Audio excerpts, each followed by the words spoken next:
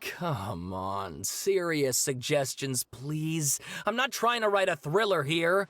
It's supposed to be an essay, you understand? An essay! That means facts and logic. Well, if it's facts and logic you're after, you shot yourself in the foot with your choice of research topic, didn't you? The Tatarasuna mystery. When so much remains unexplained, there's little to be objective about. Unless, of course, you restrict yourself to textual criticism. Yeah, well, this is my teacher's area of research. I can't change that. But it's fascinating enough without having to sensationalize it, don't you think? The strange location, the missing details, a mysterious person. I want to write my essay on something interesting, and I'm interested in getting to the bottom of all this. That's the only reason I came to you. Yes, you came to me, so all the more reason to take my advice. The fact is, it's the dramatization that will make people want to read it. Okay, but... Did one of them just mention Tatarasuna? But that's all the way in Inazuma! Is it just Paimon, or is it kinda unusual for someone in Sumeru to want to write a paper about that?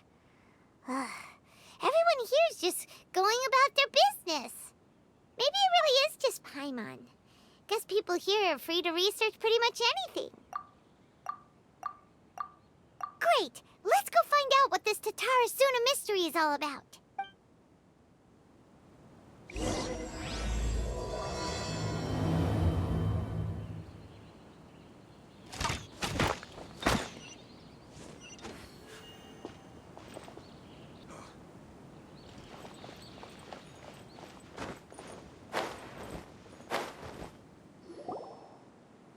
Alright, I guess I'll go with my textual criticism and your editorial direction for the first draft. I have a feeling that the missing Kabuki Mono will end up being the main focus of this paper.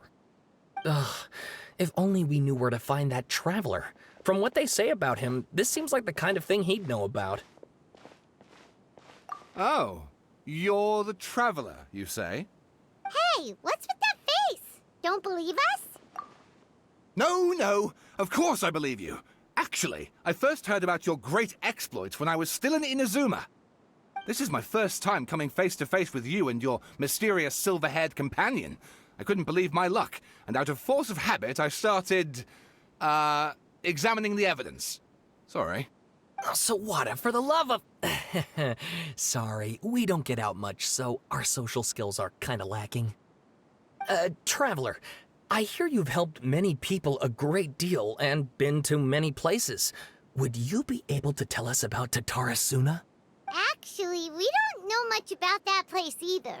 In fact, we only came over here because we heard you talking about it and wanted to learn more. I see. My teacher chose this area of research as a personal challenge. He said it's difficult to get into because even Inazumans don't know much about Tatarasuna's past. But who'd have thought that... If you don't mind, I'd love to show you all my outline for the book I'm writing about Tatarasuna. Hold on, Sawada. Don't you think that's a bit of a deep dive or a first read? Well, fair point. In that case, please ease yourselves in gently by taking a look at Akaba's latest essay draft. Let me give you some background. This all started with the discovery of some records in Tatarasuna. The writings mentioned someone by the name of Mikoshi Nagamasa, who crafted a fine blade. But in the end, he threw it into a fire to destroy it, and killed his servant Katsuragi. Why? Well, no one knows. Apart from the swordmaker, his servant, and the one who wrote this all down, the records also mention a Kabuki Mono. This seems to be an Inazuman word for an eccentric stranger, someone who dresses funny or acts in an unusual way. That's right. Akaba's teacher has spent quite some time researching these events on the ground. This Kabuki Mono lived in Tatarasuna for a while before disappearing without a trace. And shortly afterwards, as Akaba mentioned, things got pretty ugly. So first this strange person goes missing, then a murder happens? Seems kind of fishy to Paimon. Yes, my thoughts exactly. So I helped out too. I asked everyone I could think of if they knew anything about what happened back then. And wow! Did I get lucky! Stop shouting! This part's important. I just wanted to make it stand out. It just so happens that a friend of mine works at the Government Records Office. He looked into it for me, and I can now confirm that all the aforementioned individuals did, in fact, live in Inazuma over 400 years ago. Even back then, Tatara Suna was already at the center of Inazuma's smelting industry. The man in charge was a government official named Niwa. Curiously enough, it seems like he went missing too. Wait, so there are 2 missing people in this story? That's right! What's more, Niwa is a name with a lot of history to it. Have you ever heard of the great swordsmith clans of Inazuma? Oh, the swordsmiths? Yeah, like Ishin art and so on? Wow, yes. You really know your stuff. That makes things easier. So basically, this Niwa was a distant relative of the Kaidahara clan, the last practitioners of Ishin art.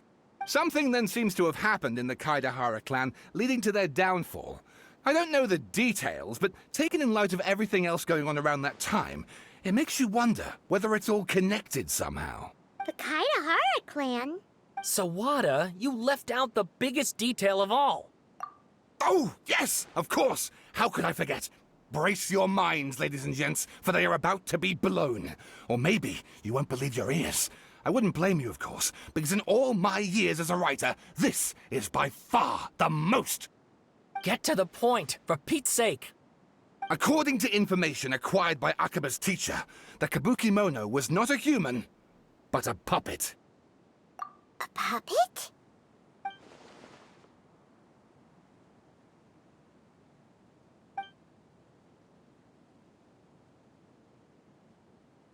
Aha! Judging by the looks on your faces, you do know something after all. No, Paimon just meant, how creepy. The way you described it makes it sound like a ghost story. I agree, it does. But considering that non-human races in Inazuma are by no means uncommon, spooky events are to be expected. And that's exactly what my book is about. Please, take a look.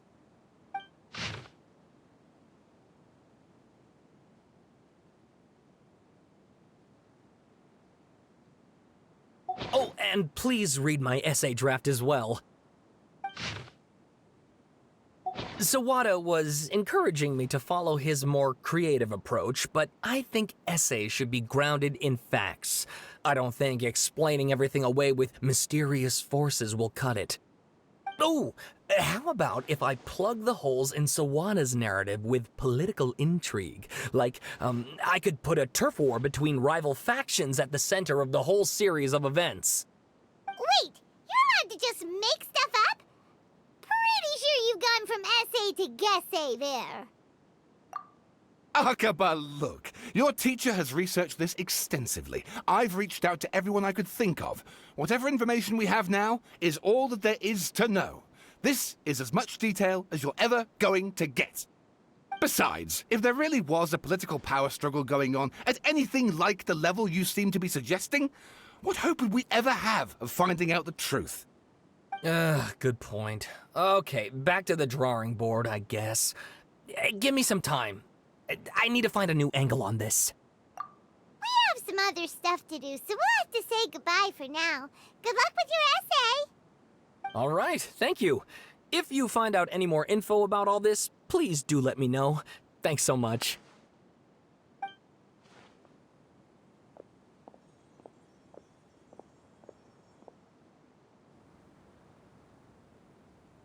Hey, so that thing they were talking about, it has to do with the balladeer, doesn't it? Okay, then even if we did know something about it, we probably couldn't share it with them, huh? After all, we kicked his butt and got him locked up. Information about people like that is usually super confidential, isn't it? If you ask Paimon, Akaba should just pick a different topic. There must be as many essay topics as there are trees in the forest. There's no point in...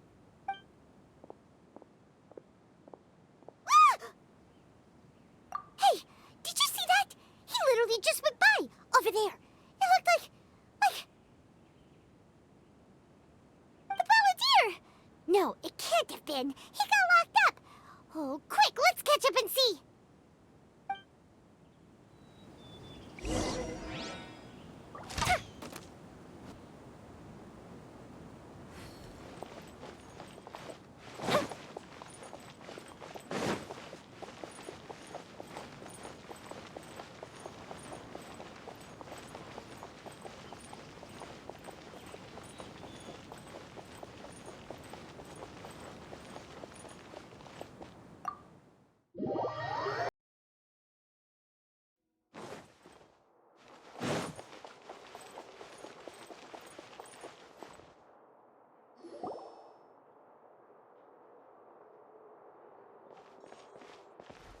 Traveler, Paimon, there you are.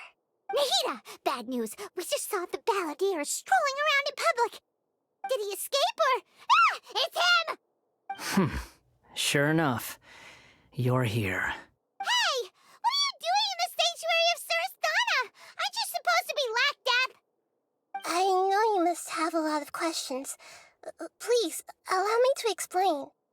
It was my idea to set the balladeer free. We made a deal, and he's gonna do some investigation in Irminsul for me. A deal? Huh. You sure you trust this guy? What did you expect? Why do you think Sumeru would keep me around otherwise? Or maybe killing me is all you can think about. But if that's the case, why haven't you done it already? Don't flatter yourself. It was... Nahida said there's still some mysteries in you to figure out. Ah, so if it were up to you, you'd finish the job? Guess I had you all wrong. There I was thinking you were just getting cold feet. Well, that escalated quickly. Not a good start. Could I ask you all to please calm down? But Paimon's worried about you, Nahida. Don't let him trick you. It's not every day you see people questioning the God of Wisdom's judgment. Just when you think you've seen it all. Don't you dare try to drive a wedge between us! As long as the terms are reasonable, I don't think there's a problem in making a deal. Even with the balladeer. Well, I for one have no reason to doubt you, considering you even struck a deal with the doctor. Yes, one in which I gained valuable information. You'll come to understand more about that in the fullness of time. The balladeer's power was all but completely spent after your battle. He's no longer strong enough to be a strategic threat to us. That puts him in quite a precarious position. Plus, he's a former harbinger with knowledge of many of the Fatui's sensitive secrets. Being stuck here in Sumeru could make him a sitting duck, depending on how the Fatui plan to respond. Wait a second. Farmer? You mean he's not a harbinger anymore? I take no pleasure in saying this, but it seems as if the doctor had no intention of welcoming back a loser, so... Sometimes it's you using them, other times it's them using you. Most human relationships are this way. Certainly all the stable ones are. That's how it was between me and the Fatui, and also between each of the harbingers.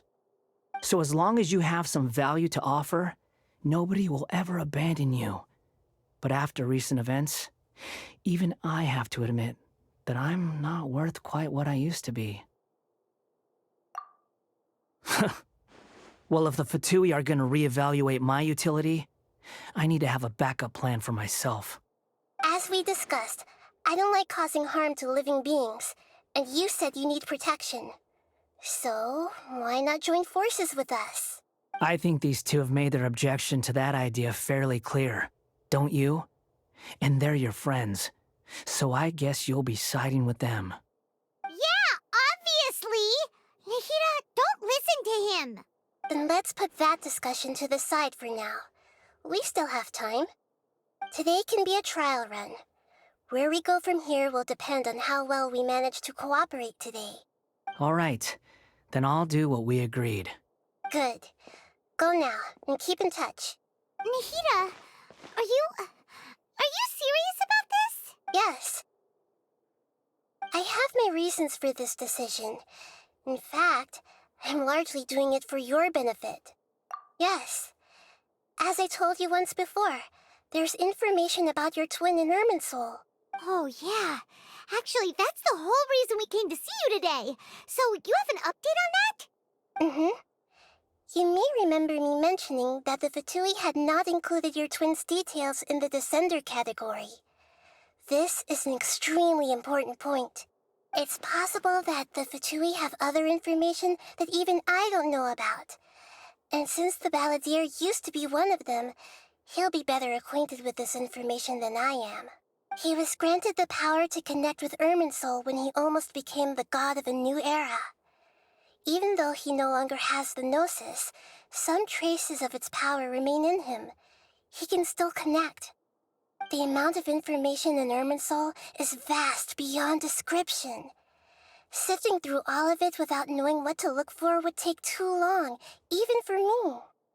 So I asked the Balladeer to search in Irminsul for any information about the Descenders. He's more familiar with this kind of information, and should be able to find it more quickly. Exactly! Or what if... Paimon just doesn't trust him! He's treated us as enemies every time we've run into him! I understand. But sometimes, everything is dictated by which side you're on.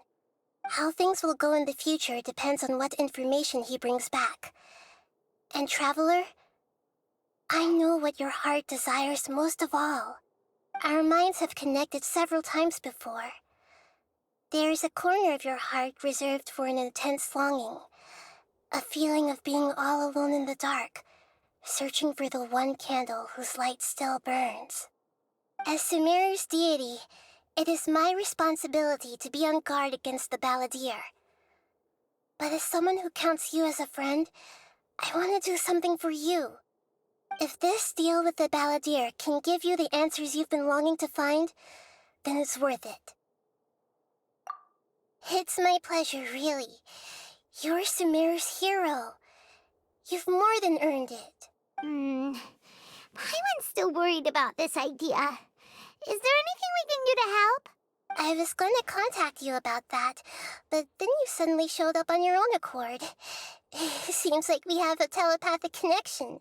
In fact, I was going to ask you to supervise the Balladeer on my behalf while he carries out the task I assigned. Even though he only has a fraction of his full power left, that's still a fraction of a former Harbinger. If you could accompany him, it would put my mind at ease. Of course, I'll be there to help guide you through Irminsul from the outside. Great, thank you. Prepare yourselves. I'm going to transport you into Irminsul.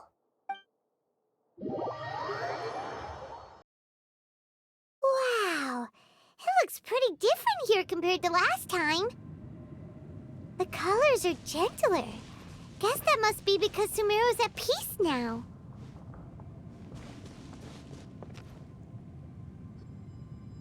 Look at that.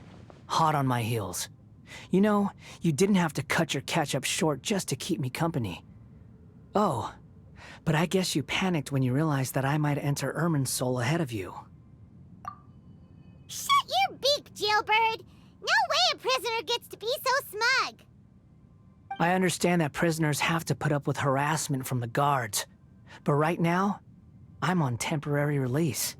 So maybe you should think about backing off a little. Sounds like a successful rendezvous. I need to be quite clear about something. In a few moments, you'll be entering into the innermost region of Irminsul.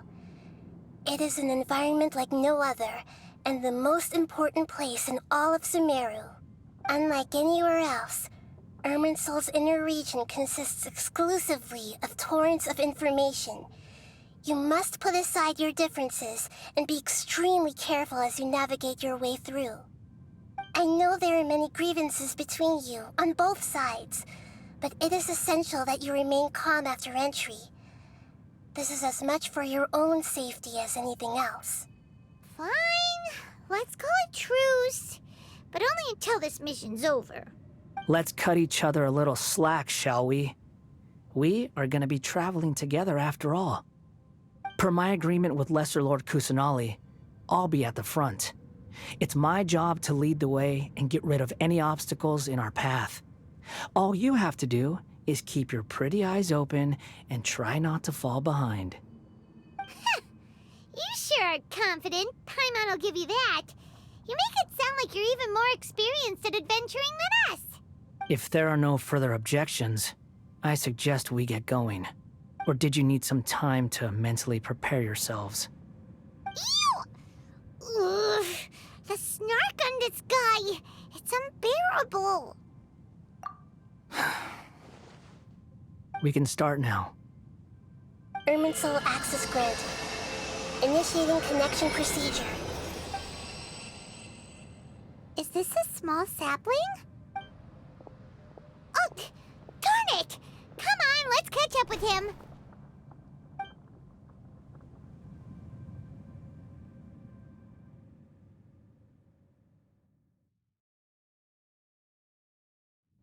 Wow!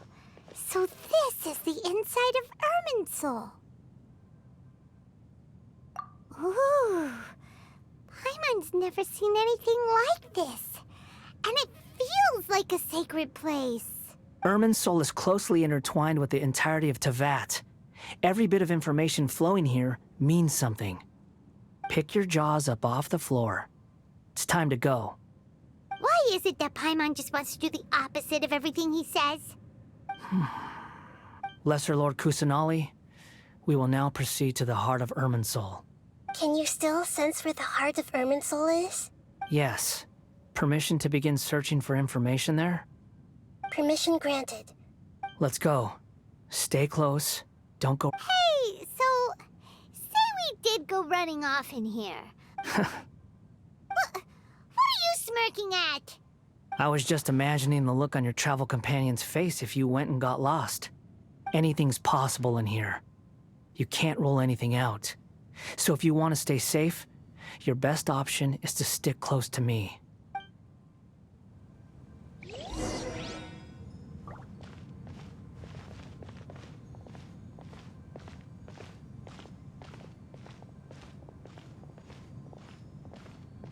These sapling things have spread out. Those are all packets of information from inside Irminsul. Be careful not to touch them.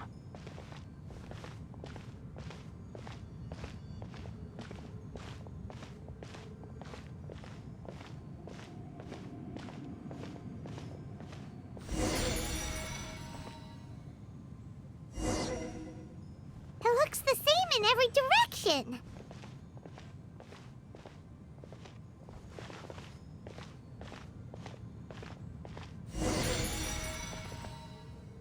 No wonder he mentioned about getting lost. Huh. What do you know? He was actually telling the truth. Is he mocking me again? What is it this time? There's a time and a place to lie, but this definitely isn't it. So why don't you relax your guard a little?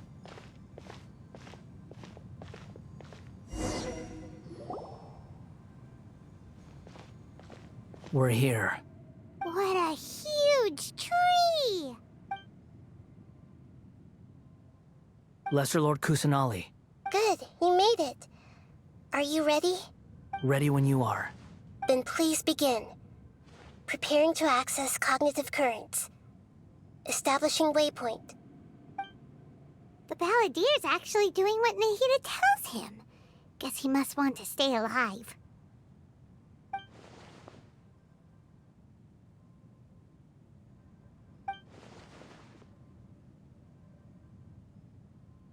The rest is up to you. If you discover anything at all, make sure to share it with us. Will do. Huh. For once, we're the ones with nothing to do. Traveler, Paimon, would you like to talk? Yes, I've also invited Paimon to join. Huh? What the? We can talk to each other inside our heads?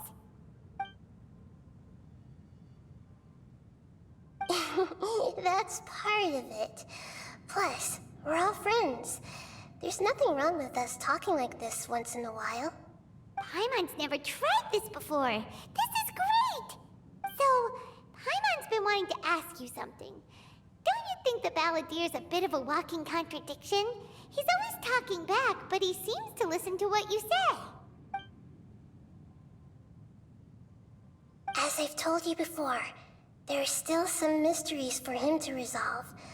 Things that are clear as day to me, but that he has yet to understand. Perhaps today will be the day that he finds some answers.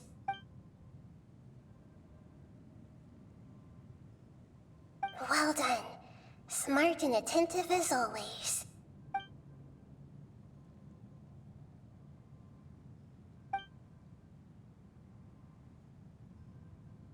So, you made contact with that part of his mind. Well, it's true. Betrayal turned the Balladeer into the person he is today. Huh. Paimon thought nothing could get under that guy's skin. Turns out, he can get hurt and angry just like anyone else. Everyone has a history, Paimon. Even if you're a puppet created by the Electro Archon. Speaking of puppets, we ran into two people at the Academia today talking about an essay. Turns out their topic was about the Tatarasuna incident. Nahida, do you know anything about that? If you mean the mysterious events, the Kabuki Mono and so on, yes. I know about all of that. Really? Because from what they were saying, it sounded like lots of Tatarasuna's history is still unexplained. And most of the information we have now is just from people filling the gaps with their imagination. Oh? How interesting. Those two managed to deduce quite a lot through guesswork alone. So the Gesse got it right? Well, they guessed right about one thing. Tatarasuna was sabotaged. Must be a riveting conversation you three are having. Funny how all the good ones happen when I'm not involved. What makes you think we're talking to each other? Don't insult me. You're having a private conversation without me. Obviously, I must be the topic of said conversation. Of course you do. You can't have your prisoner knowing too much. So, have you found anything yet? Still looking. Don't get your hopes up, though. You and your twin come from outside this world. It wouldn't surprise me if there was nothing on either of you in Irminsul at all. Wait! How did you know about that? Did Nahida tell you? It's not like we've never met before. And anyway, you're world famous. It'd be more surprising if I didn't know a few things about you. Right now, we have to keep the peace. I'm not interested in creating more misery for myself. And making cordial conversation is something I can manage. Huh? Wait. This light. It looks similar to those saplings. What could it be? Anonymous data. Hey, don't you forget the agreement! You have to share it with us! Shh. Just wait. Mr. Niwa, are you certain this is worth the risk? We are talking about Tatarasuna's furnace, after all. It may not pay to act rashly. There's no one else who can enter the furnace. It has to be me. Is that so? Well...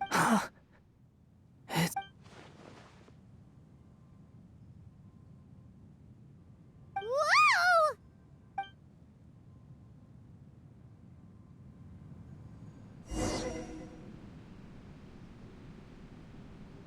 I have been in Tatarasuna for some time now.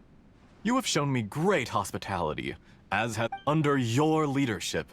Tatarasuna is a warm, welcoming place, like a giant village. People are gainfully employed, their lives have purpose. They are motivated. As I understand, the Raiden Shogun has, in recent years, eliminated much of the evil that plagued Inazuma. As for Tatara Suna, it was originally established as a means of safely disposing crystal marrow. The forging industry with crystal marrow as a raw material has since flourished, giving rise to generations of swordsmiths. Some world-renowned, others unknown, all passing on their legacy. Skills, blood, dreams. Every smith brought into this trade looks to find their purpose between steel and blade. That is why you accepted the proposal brought to you by myself and Akame. Yes, well, were it not for you coming to Inazuma and happening to make Akame's acquaintance, the two of you never would have joined forces. And he would be the first to admit that there's no way he could have revolutionized our forging process like this on his own. At least not on the same timescale. You allowed Akame to take all the credit for a method that you jointly developed. He sold it to me, and now every piece of ore here is smelted using the new technique. Even now, you remain one of Tatara Suna's key consultants, working right here alongside us. I believe it is you, sir, who are truly responsible for the changes in our manufacturing and forging methods. You flatter me. From the outset, I saw much that was commendable in the forging industry of Inazuma, and it has been my great honor to befriend you all. So you say, Escher. But is this really the truth? My good sir, what do you mean? I tried to resist thinking it was all connected, because I didn't want to speculate, and I didn't want to believe that things could turn out this way.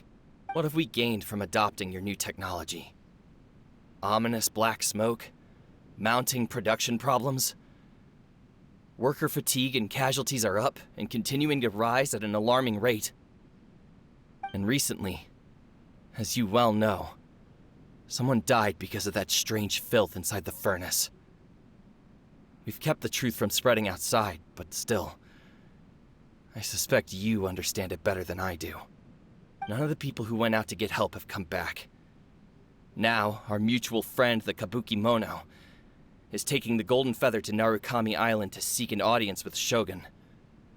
This is our last hope. But that doesn't faze you, does it, Escher? Nothing does.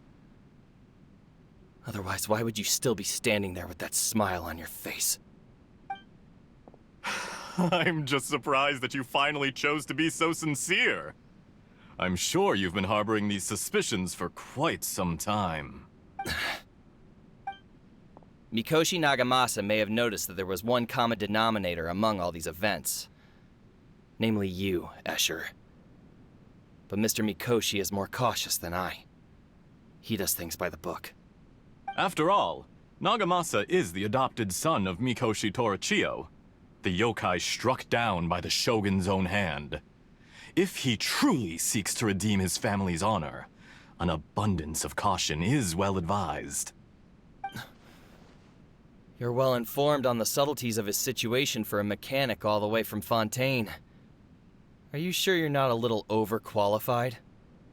Why, Mr. Niwa, are you suggesting I find a job as a diplomat? Sadly, I am so very attached to my craft. Enough, Escher.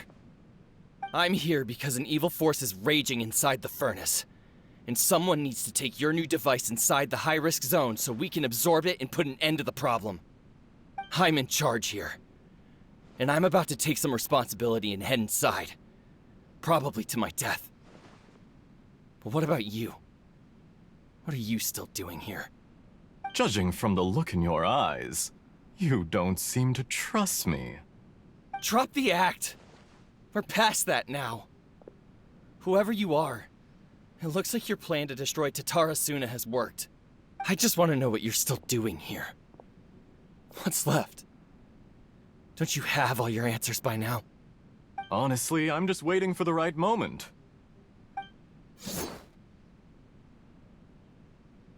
A moment like this, where you finish talking and I stop you from entering the furnace.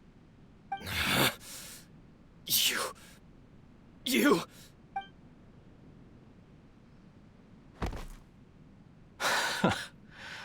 You're a little smarter than I initially gave you credit for. I thought I'd disguised myself exceptionally well, at least for the first few days. But to my surprise, you had your people look into my background right from the start. It's a long journey from Inazuma to Fontaine, but that didn't stop them. Eventually, they managed to confirm that Escher was an alias, and that I was not from Fontaine at all. And yet, despite all of that, you still fail to realize my true identity, and what I seek in Tatarasuna. Did you really think you would be able to see through my plan? If you kill me, there's no one who can get inside the furnace. So you're really going to destroy this place? Is that it? Oh, but you're quite wrong. There is one other person. Some may not see him as a person, but you told him yourself. You're not a puppet. You're a human. You're just missing a heart. Whoever you're working for won't get away with this. They'll be found out. But this makes no sense. What are you really trying to accomplish by all this? It's no trouble at all. Patience is a virtue which I have in abundance. This is all part of a carefully controlled experiment. If you must know, I'm happy to divulge my true identity. I'm a Fatui harbinger. Call me the Doctor. The Fatui? Who? What do you want? Just to create a minor inconvenience for your nation. That's it? That's why you gave us your cursed technology? Just to let loose the evil energy from the crystal marrow? Look how even the righteous soul is filled with venom when faced with its demise. My device functions precisely as you say. It is the only chance you have of preventing a catastrophe and keeping the truth from the outside world. However, I did not make it with you in mind. It is easier for a person to be possessed by evil spirits when they are filled with hate. So give in to your fury. I want to see what happens when a malevolent heart is placed into an unsuspecting puppet. Make no mistake, even without you, that pure, innocent puppet would only end up being used by someone else instead. What other reason would a human have for befriending one who is not of our kind?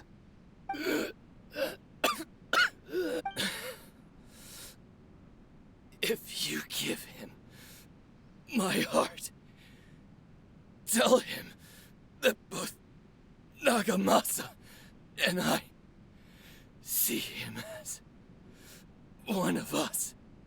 He has nothing to prove to anyone. Because not everyone just wants to use other people. The only ones who think like that are people like you. What a beautiful way to see the world. It almost makes me feel a little guilty. Then out of respect for you, I shall redefine myself. Think of me as a monster or a demon, if you wish. At least this way your death is not a consequence of your own folly turning you into an easy target. You simply lost to something more powerful than you could ever hope to defeat. I say, Mr. Niwa, let's see what happens. Will your puppet friend become a human? No, that will prove quite impossible. Mr. Niwa? Already dead. What a pity.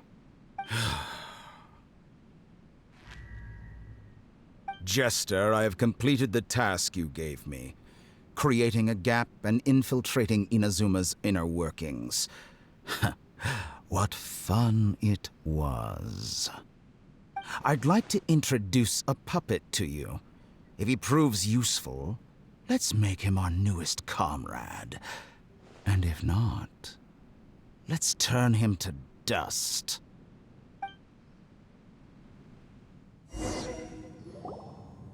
Hey, are you alright? Dottore.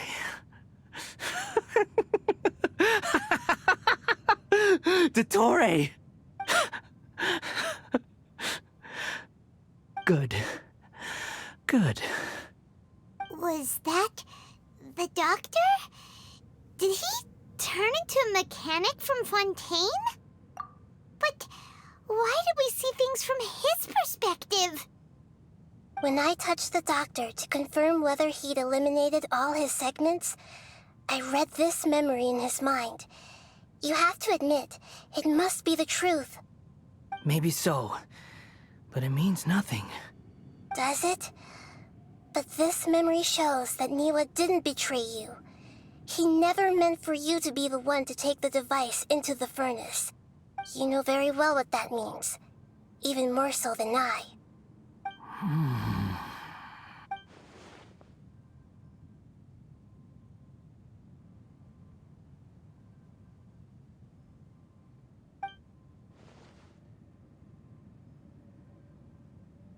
Let's give him some space. He looks really mad. Paimon doesn't want to be anywhere near him right now. We need to give him some time to process his emotions. Paimon's still confused about the Tatarasuna incident. So, the doctor was behind it, but why has that gotten him so worked up? Nobody has ever deceived you like that, Paimon. It's natural that you find it difficult to understand. Perhaps he needed to learn this someday. So now you have the complete picture. Katsuragi took the Kabukimono to live with the people of Tatarasuna. Later, the doctor showed up, disguised as the mechanic from Fontaine. And that's when the trouble began. It was all a horrific experiment planned by the doctor. Everything he did was just to plant seeds of disaster in Inazuma that would bear fruit in the future. Of all the unwitting participants in the doctor's experiment, the balladeer became the main test subject.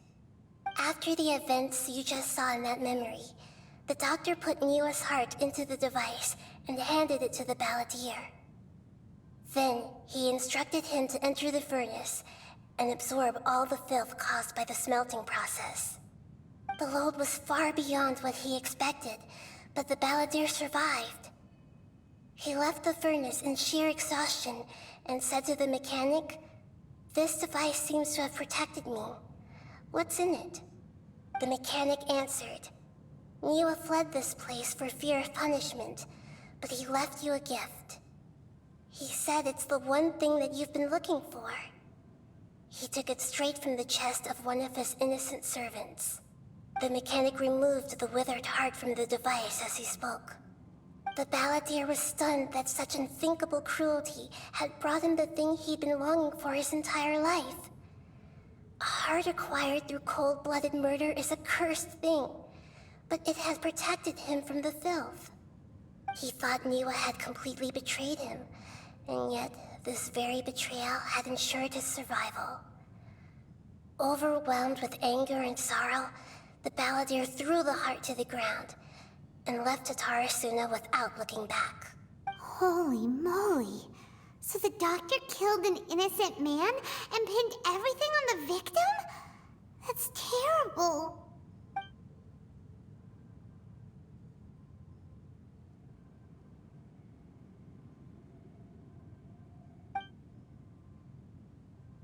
Yes. Only if he understands this can he choose a new path forward. Dottore, you brazen-faced... Niwa didn't run from justice. You killed him.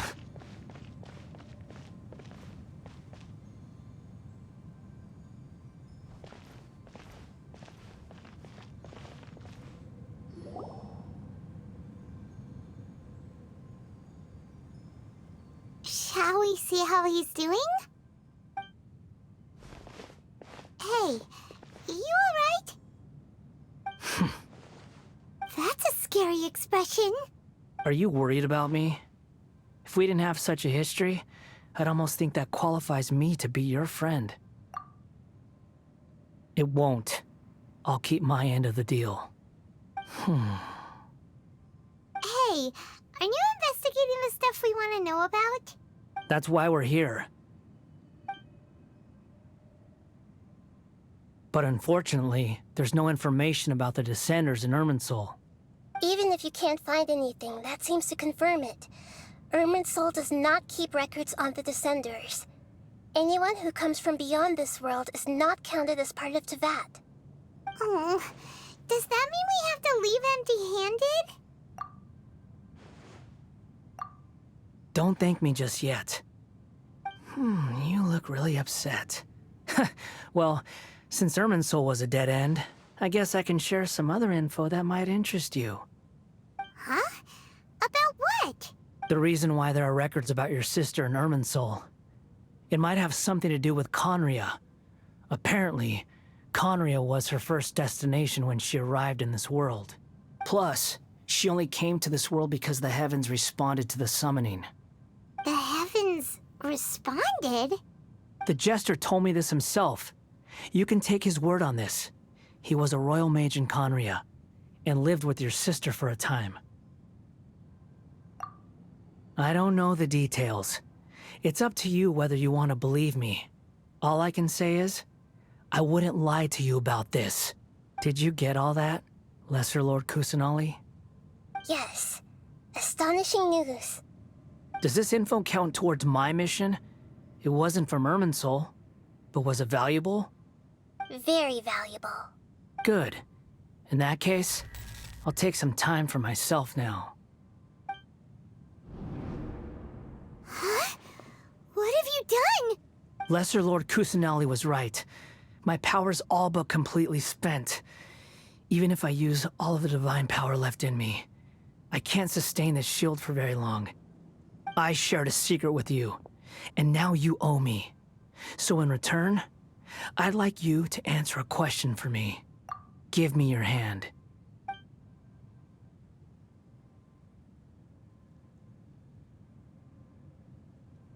Can you hear my voice inside your head? No, I can't do anything like that anymore. At most, all I can do is exchange a few words with you. So tell me, in this world, is it possible to change the past? Done. Huh? What the? What happened? Paimon only saw you hold hands for a second. Nothing. I was just thanking him for helping me.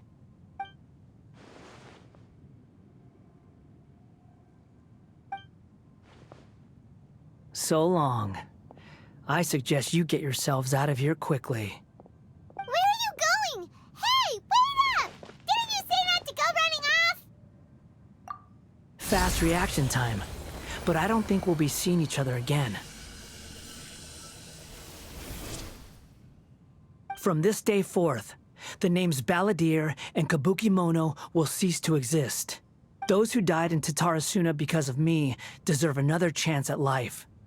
Hey, Balladeer! Don't do anything stupid! You know, I never did like insects. Hordes of the puny things swarming together can be a real nuisance. And I enjoy nothing more than to stamp them out like the pests they are.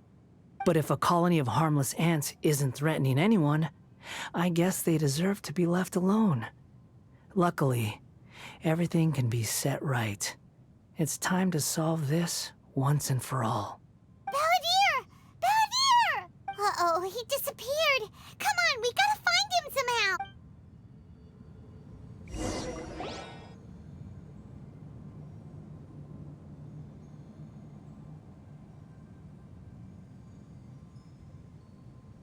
Oh no, he's really gone! Oh, can you hear me? Nihida! Traveler, Paimon, Balladeer, what happened just now? I was suddenly cut off by some kind of power. It was the Balladeer's fault. He shut you out! I didn't think he'd be capable of something like that with so little power left. Did he keep some of his power hidden when he was defeated?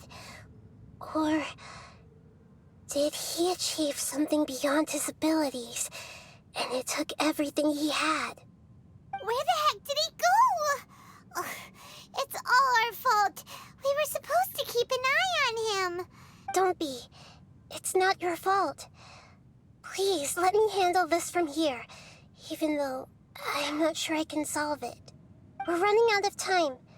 Follow my lead and get out of Irminsul as soon as possible.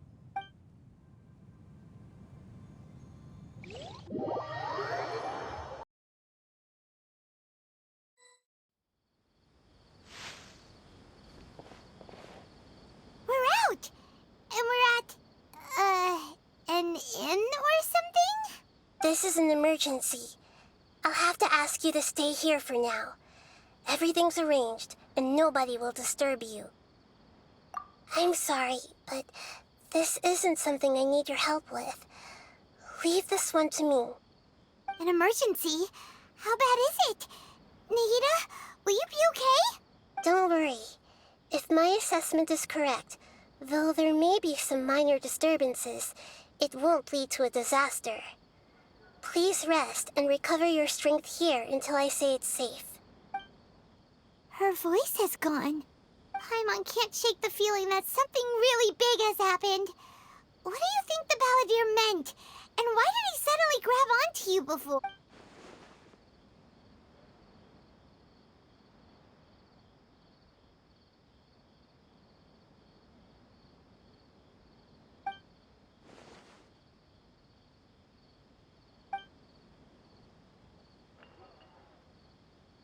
He wants to change the past? But surely that's impossible! Right! You can't just rewrite history! All that stuff happened already in real life! It's like, imagine Paimon drank all the water in this inn. Even if no one was there to see it, Paimon would sure as heck remember drinking it! So, why does Paimon still have a bad feeling about this? Paimon can't help but feel scared about what he might do. Oh, Paimon's so confused. Huh? Ah! Sorry, Paimon accidentally... It's the balladeer's fault for causing Paimon all this mental stress. But erasing yourself from history? It's unthinkable. Is that really possible in Irminsul? Uh-oh.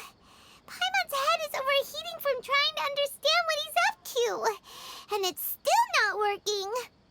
Ugh. Paimon's had it with that little brat. He's been nothing but trouble ever since we met him. There's no way he'll actually succeed, right? Otherwise, won't everyone who's connected to him be affected too?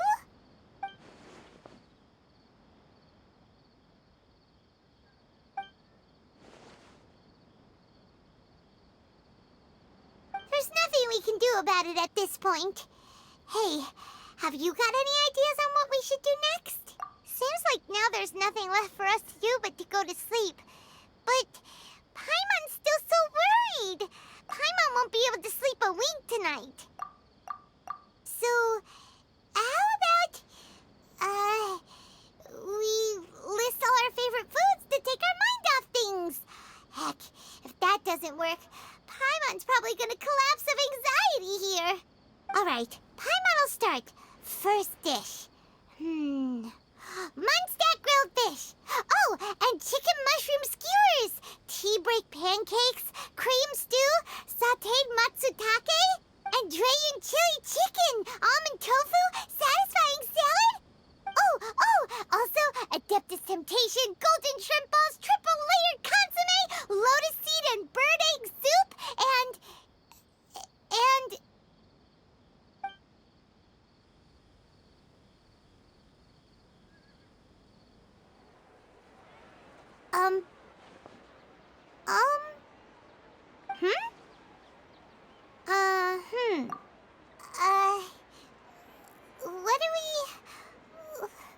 What was Paimon supposed to be doing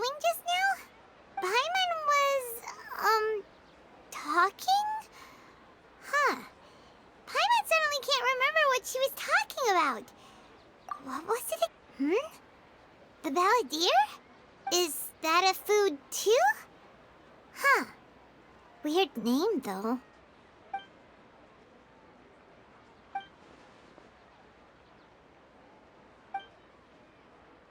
What's wrong? Your eyes are like saucers. Was it something Paimon said? So, the balladeer. Is that someone's name? 'Cause it sounds like a nickname or something.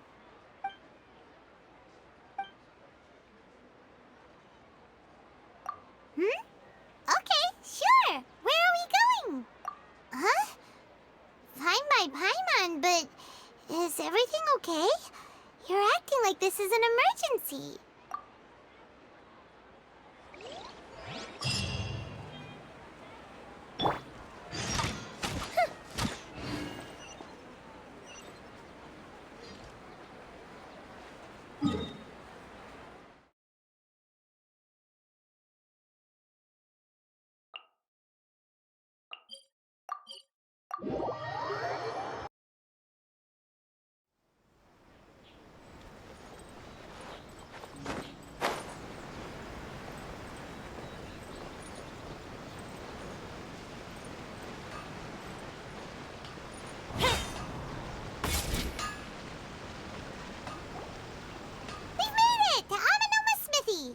Ah, it's been a while.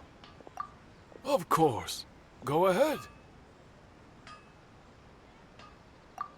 No. Now there's a question I wasn't expecting. Very well. I'll tell you what I know once more. The once renowned Raiden Gokuden, comprised of 5 branches. Amenoma, Futsu, Ishin, Hyakume, and Senju. The art of forging practiced by these 5 clans was first taught to them personally by the almighty Shogun. Over time, the 5 branches diverged from one another as generations of bladesmiths honed and perfected their craft until they became 5 distinct traditions. Most of the great swordsmith clans of old have since fallen into decline, and for a long time, only the Amenoma branch kept its art alive. But fortunately, Kaedehara Kazuha recently returned to Inazuma and took up the mantle of the Ishin art. Now, 2 clans remain of the original Gokuden 5. If my memory serves me right, you yourself were present when he forged the Ishin blade. Oh, yeah, we were! Paimon remembers that now. We learned a bit about the decline of the Raiden Gokuden then, too. It seems like such a shame. That, my friends, is a tragic tale indeed. In fact, this was not made known to me for most of my life. All these years, I knew of those great clans' demise, but never the cause. Only recently, when the question was on my mind, did I ask Kaedehara Kazuha about this. He told me that, as we are both heirs to a branch of the Raiden Gokuden, it was right that I should know the truth. There is no harm in telling you, but I must warn you. It is a dark and sorrowful tale. The Raiden Gokuden were the targets of a murderous rampage by a vengeful bladesmith. Vengeful? Why? 400 years ago, so I'm told, there was a catastrophic malfunction in Tatarasuna's furnace. One brave swordsmith heard the commotion and chose not to flee, but he rushed to the scene, hoping to prevent a disaster. Tatarasuna was home to a state-of-the-art forging and smelting operation in that day, and overseeing it was the armory officer. His surname was Niwa, though he had family ties to the Kaedehara clan. Knowing that they had just one chance to save countless lives, Mr. Niwa and the swordsmith leaped together into the furnace. The furnace quickly stabilized, but neither of them made it out. The smith's death, though heroic, dealt a devastating blow to his family's fortunes. His orphaned son was left to fend for himself, and grew up deeply resentful at the world. In his heart, the whole of Inazuma was culpable in his tragedy.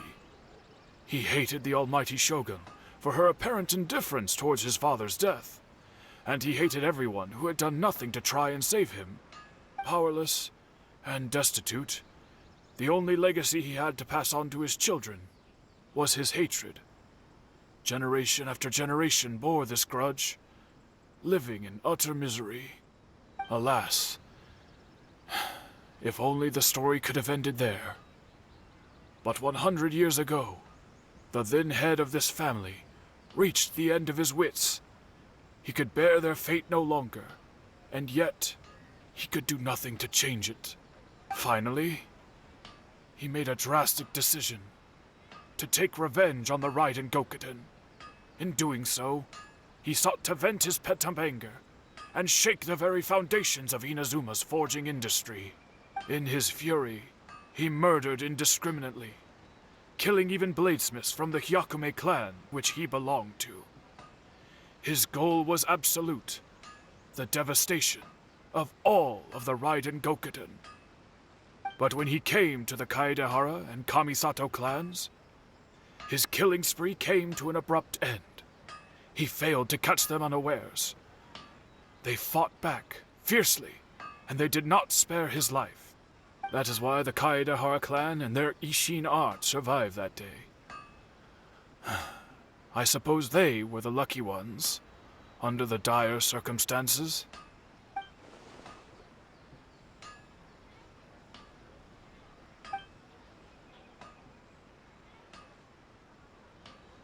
Was there anything else you wanted to ask? Kazuha? Why, yes. Just yesterday, in fact. We spoke for a while over some tea.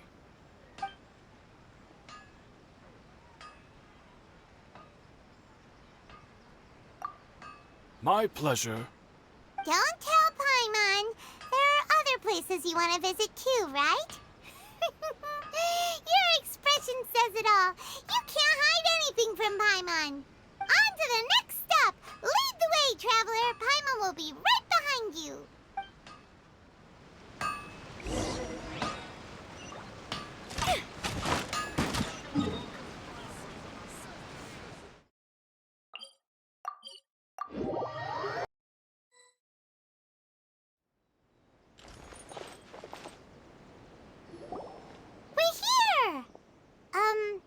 This is the Yashiro Commission's headquarters. Traveler, it's been a while. If you're looking for the Commissioner and Miss Kamisato, I'm afraid your timing is unfortunate. They're not here right now. Are they out on business? The Commissioner is out on business, and Miss Kamisato is standing in for some meetings in the Commissioner's place. If it's urgent, you're welcome to wait inside until they get back. What do you think? Shall we go in? If it were anyone else, I couldn't allow it. But seeing as you're so close with the Commissioner and Miss Kamisato, I think it should be okay. We'll be heading in then. Thanks! Hello, dears. Is there something you want to say? Of course, traveler. Yes, I know who you are. Miss Kamisato has told me about you. What would you like to know? Oh, they're both very well indeed. Lately, Miss Kamisato has been rather busy attending all kinds of meetings and occasionally paying visits to some local organizations on the Commissioner's behalf. As for the Commissioner himself, well, you know, busy as ever. That much hasn't changed. Although he does seem to be in a rather good mood these days. So pretty much business as usual in the Yashiro Commission, huh? Very much so.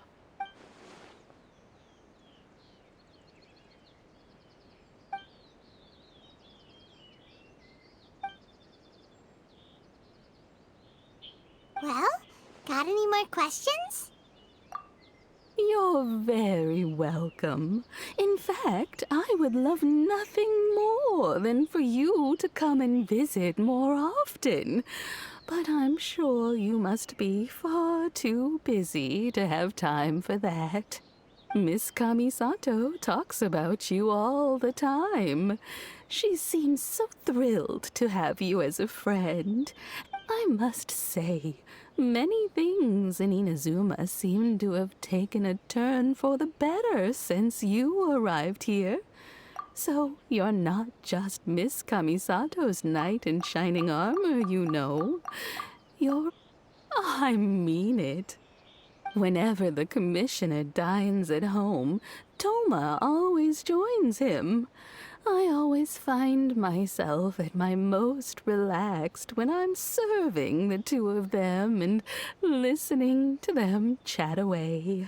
The commissioner has such a busy schedule that he doesn't always have the chance to take his meals at home.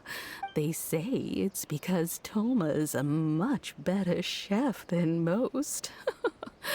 They get to talking about you sometimes, too, you know.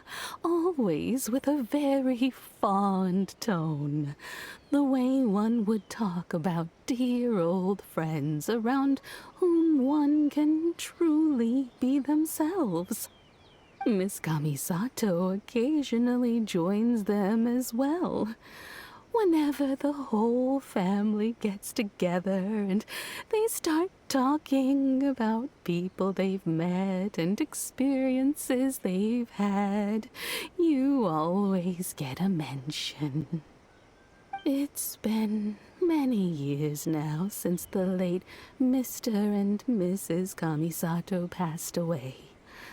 Much has happened in the Kamisato clan in that time.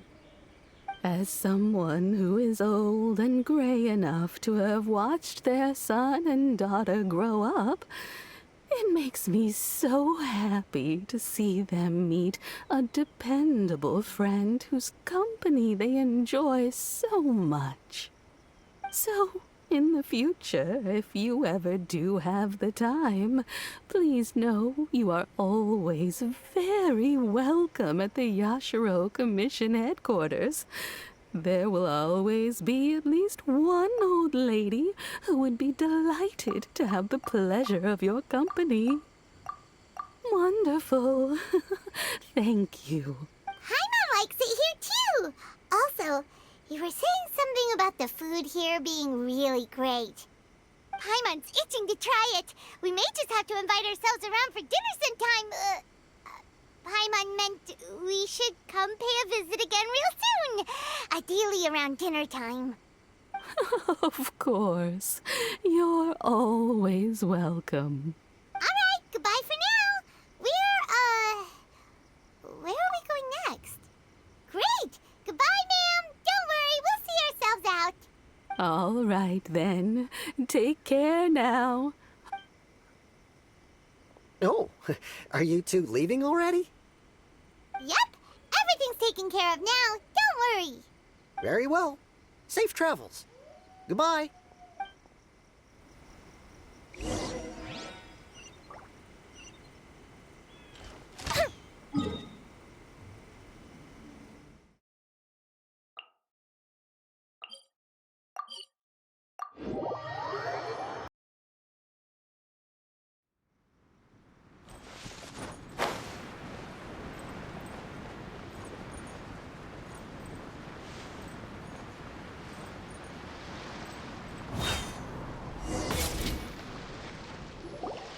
Well, here we are.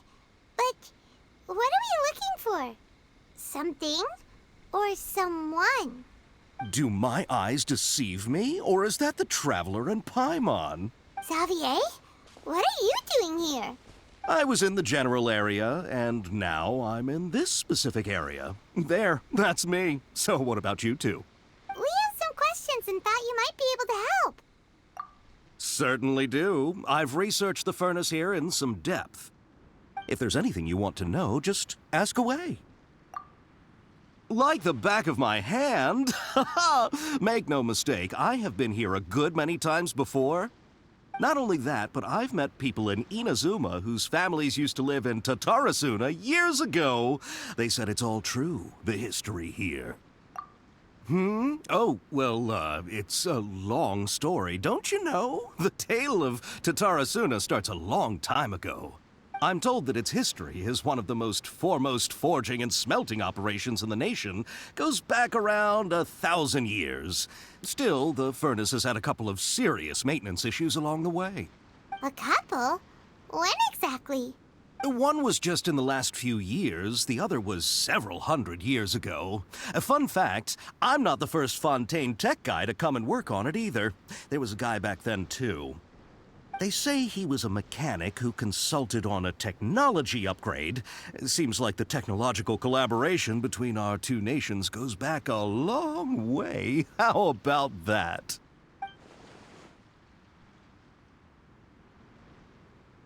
Hey, weren't you gonna ask Xavier something about Tatarasuna? Come on, ask already. Oh, I didn't realize you two were here for a history lesson. Me neither. Paimon doesn't know what's gotten into this one today. Feels like we've been preparing for a history exam or something. What brought this on? Did you just wake up today with a sudden burning desire for historical knowledge? Sure, go ahead. A kabuki mono? No, I can't say that I have.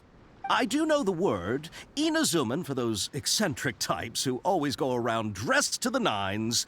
Just the sort of person that I'd like to meet, actually. But sadly, I've never had the pleasure, nor have I come across anything to do with a kabuki mono where Tatarasuna is concerned.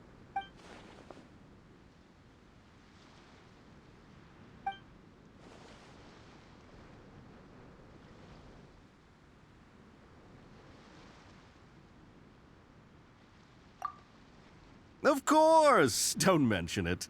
Oh, we're leaving? Okay, bye, Xavier.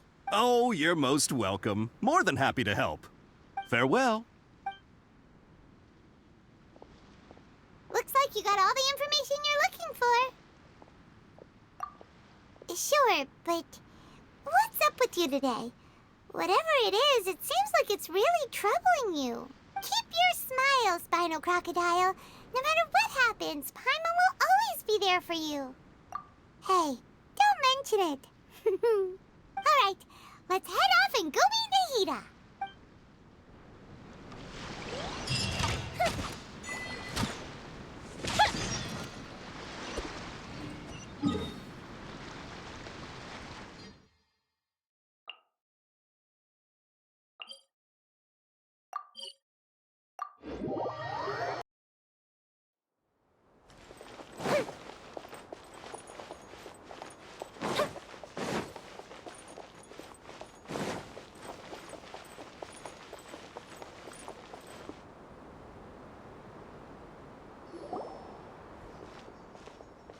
Hey, it's them!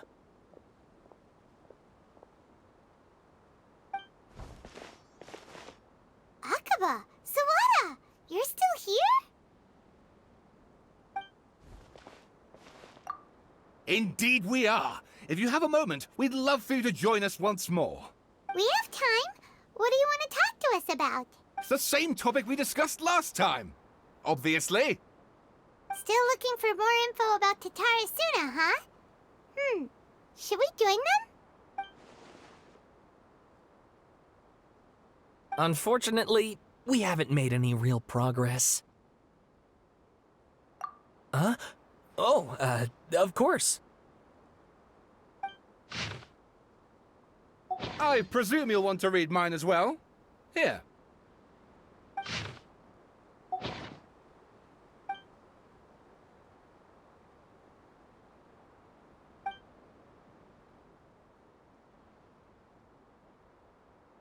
Well, what do you think? Hey, Traveler. Remember how last time Akaba was saying how he wished he could gather more information about all this? Well, we just got back from Inazuma. So how about we tell them what we learned? What did you find out? Something big? It's a long story. Basically, we have some friends in Inazuma, and... Wow, so many new details. Thank you so much for sharing that with us. Well, well. So it all comes down to one man's desire for revenge. Huh. You heard this from a member of the Armonoma clan, you say? Then I guess it must be true. Ugh. So there's no ghost story here after all.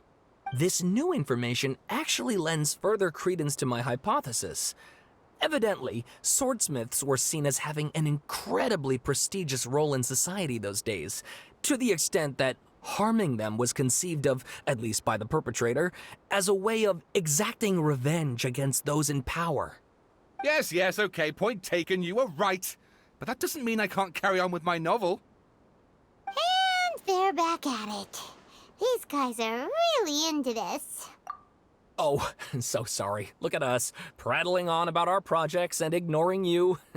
Thank you so much for the information. You're welcome. See ya. Keep us in the loop if you find out anything else. Will do.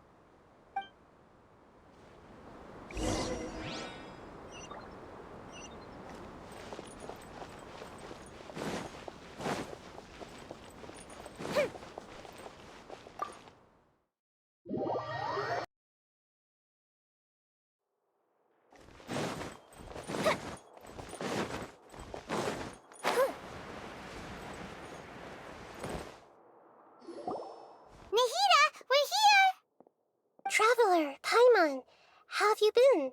Ugh, where to start? Paimon hasn't had a moment's rest this whole time. That night, we ended up chatting until suddenly the sun was up, and then he decided he wanted to go to Inazuma. The Balladeer? Sounds like some kind of code name. You look troubled. Is there something you need to tell me?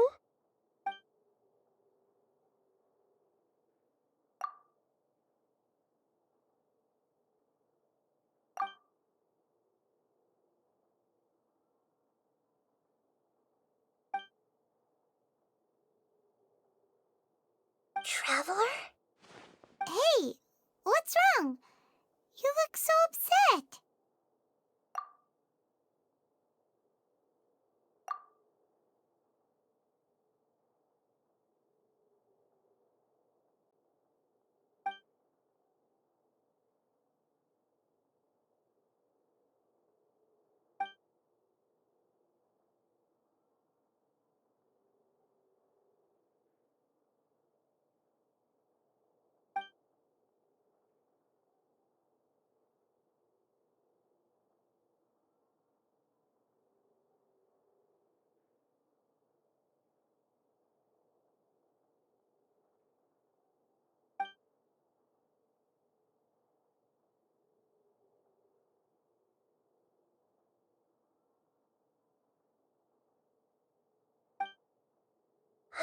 That's quite a story.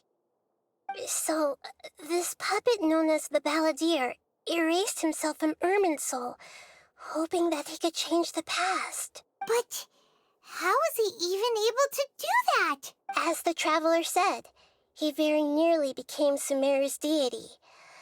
Admittedly, I remember it a little differently. I don't recall finding anyone inside the machine after we defeated it. Nevertheless, it does make sense. If someone were to successfully erase themselves from Irminsul, the world would change to reflect the new reality. So, you believe this person really existed, and we just don't remember him because he literally changed the world? Yes. Theoretically speaking, it is possible to do this. But the Traveler comes from a world beyond to that.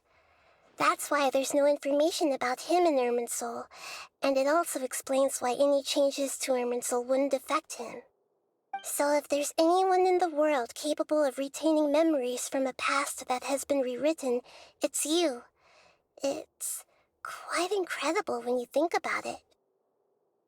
Paimon's having a hard time understanding this Balladeer guy's motivations. Why did he do it? I can only make inferences based on the information we've been given. As for what kind of person he was, only you remember that.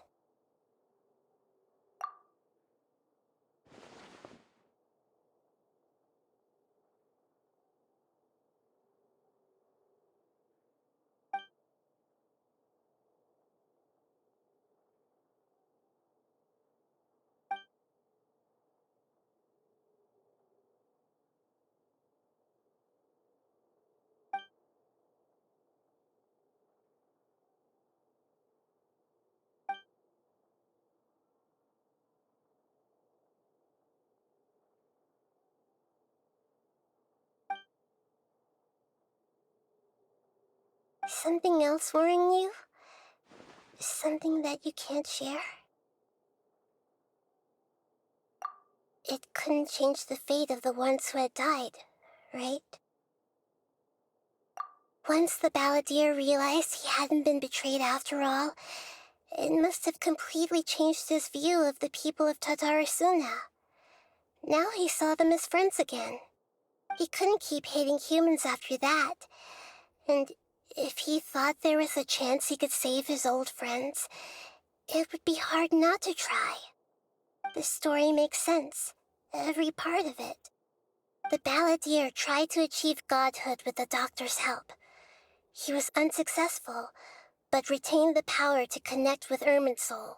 That power then enabled him to change what was recorded in Irminsul and erase himself, even though he didn't have much strength left. Yeah, it does make sense, but it still ended in tragedy for his friends. It just feels so hopeless. He gave everything to do this, but it seems like he got nothing in return.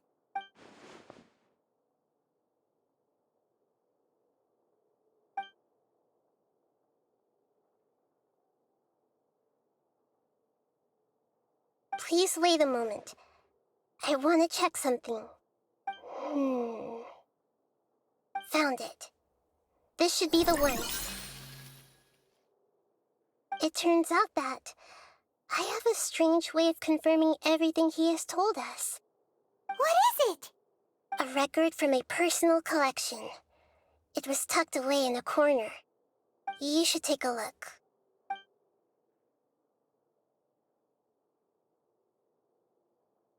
Is this a fairy tale? Who wrote it? I authored this record myself. Huh? You wrote a fairy tale that somehow has something to do with the balladeer? When combined with the traveler's narrative, it's clear that this story is an allegory. Everything in it is a symbol for something else. Hold on. So this record survived from the past? Yes. Any information about the balladeer or the kabuki mono in other records will have been changed. But I wrote this story in a way that means it was left intact. Changing the information in Irminsul changes to that. But Irminsul can't change information that was well hidden in advance. I guess I must have written this story as a backup before the balladeer entered Irminsul. That's incredible!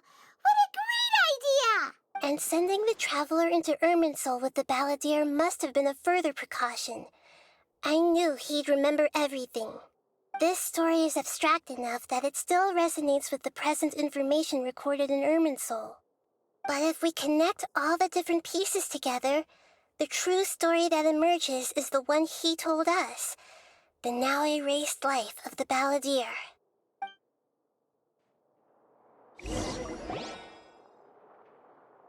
There was once a lone monster draped in fox fur. The monster found a family of foxes, joined them, and they became friends. The monster lived with the family day and night, and everyone treated it as one of their own. Once in a while, the monster would take off its fox fur at night and lament to itself as it gazed at its reflection in the water. I am a monstrosity, yet they are too foolish to see it. I pity them. But the monster soon found solace when another came to live among the foxes who was not their kin. A kitten, carved from the wood of a white tree who had been abandoned by the human. It was too slender, and it could not grow a coat of richly colored fur.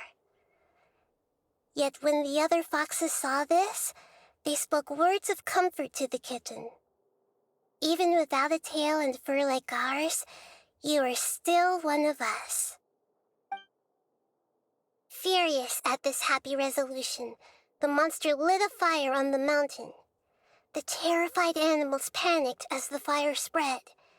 The only way to extinguish the flames was to make a sacrifice.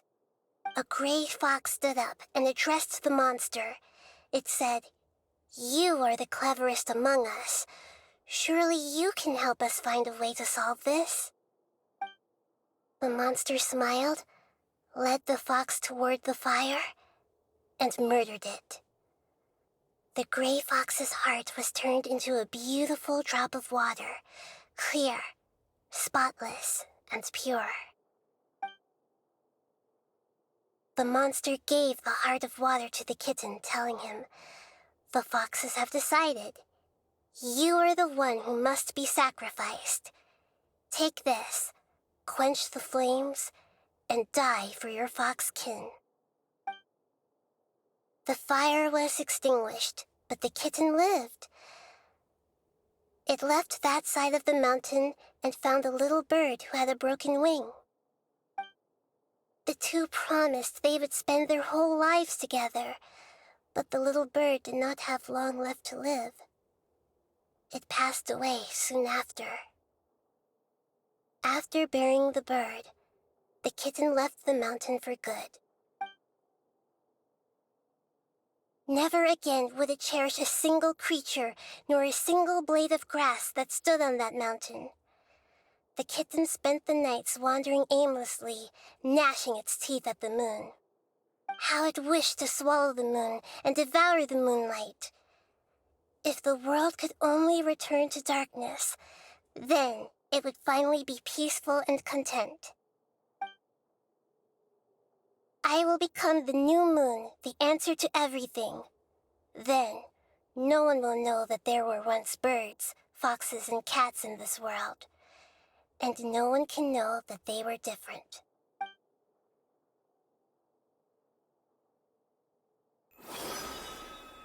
We solved it! I remember now.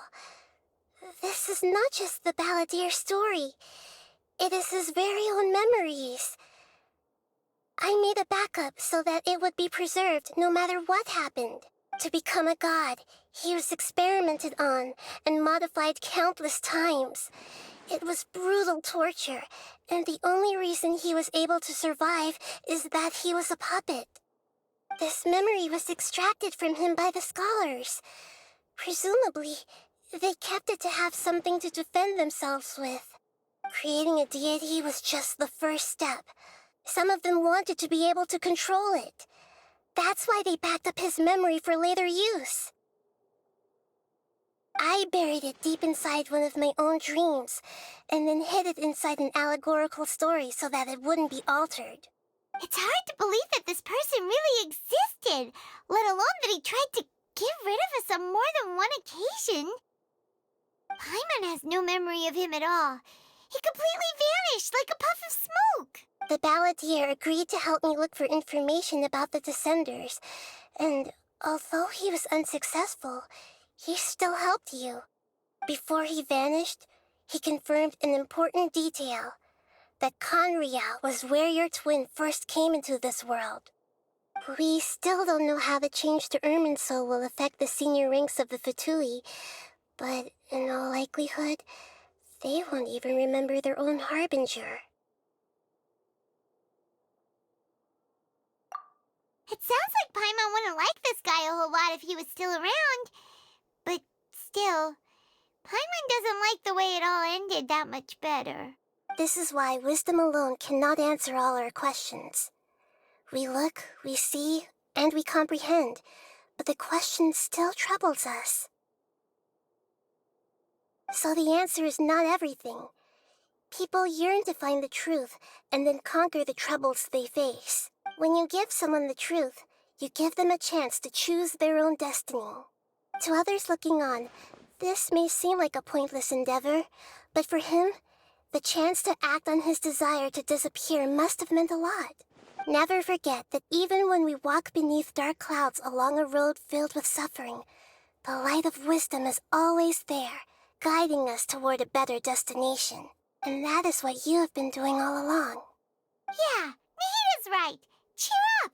How about we go get something to eat? We can pick up this heavy conversation again later. Good idea. Paimon, why don't you take him out for a walk to clear his head? You got it. Come on, Traveler. You need to get out of your head for a while. You'll feel much better after taking a walk. Let's go get a snack from one of the stalls in the Grand Bazaar. That'll be sure to lift our spirits. It must be really tough being the only one who remembers all that. But Paimon's always here to help cheer you up.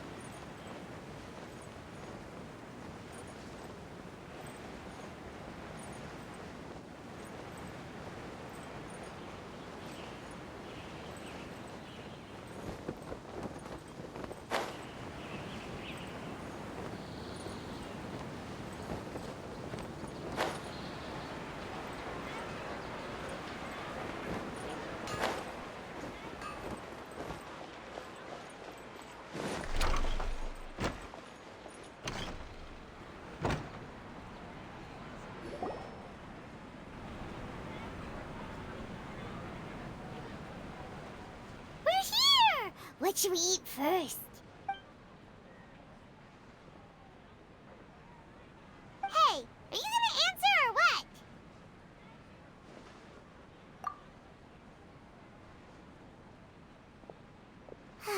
Alright, whatever you want. Well, Paimon will be right here when you figured stuff out. Then we can get something to eat.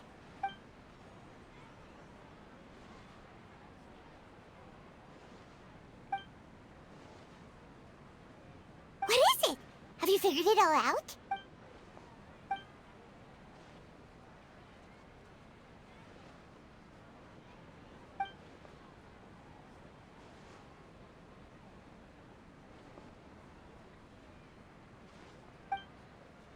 Why'd you jump up all of a sudden?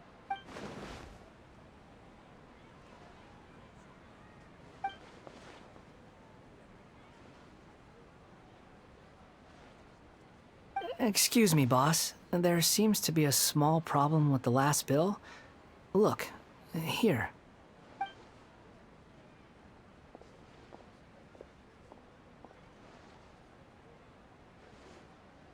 Hey! Hey, wait! You mean me? No, not you. That kid! Didn't you see? Little rascal grabbed my last 2 fresh Sunsettias and ran off.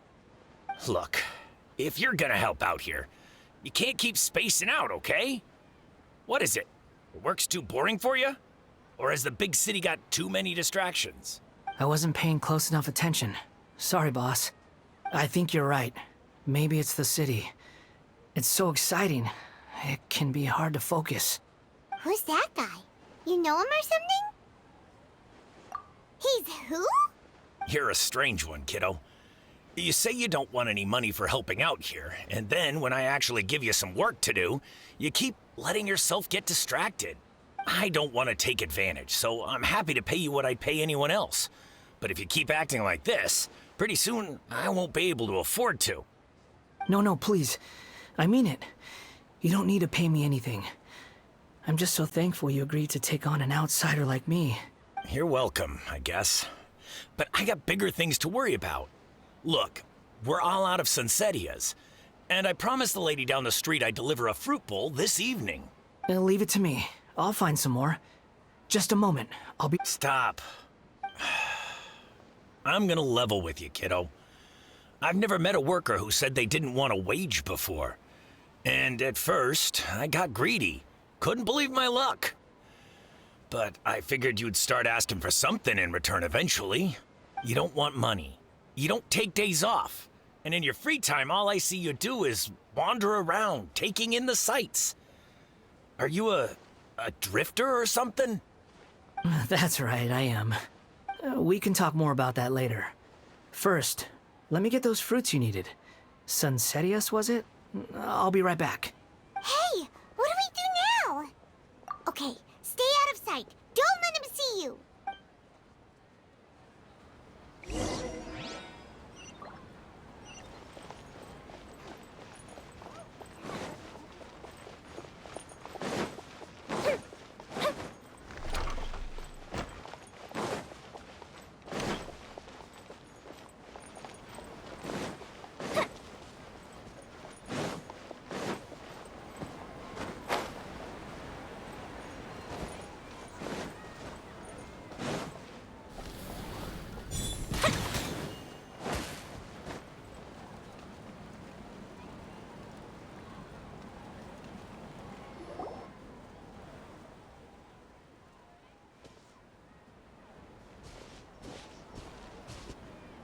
Yeah, this'll do. Even though you say he's the balladeer, what are we planning on doing? Stealing his Sunsetius? Isn't that a bit too cruel?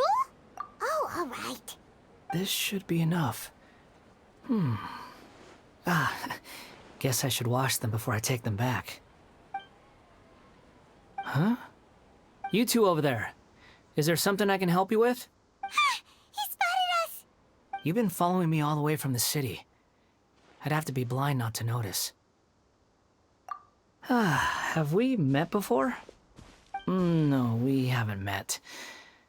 But you know me? I have no recollection. Are you absolutely sure? Sorry, but I just can't take your word for it. A puppet? What makes you think that? Huh? You were right!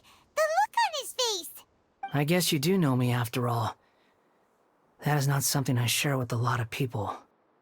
Look, I'm just a wanderer. But seeing as you've gone through all this trouble to track me down, I'm sure whatever it is must be important. Okay, but please let me deliver these goods to my boss first. Are you really working for that guy? He said you don't want any mora for it. Is that true?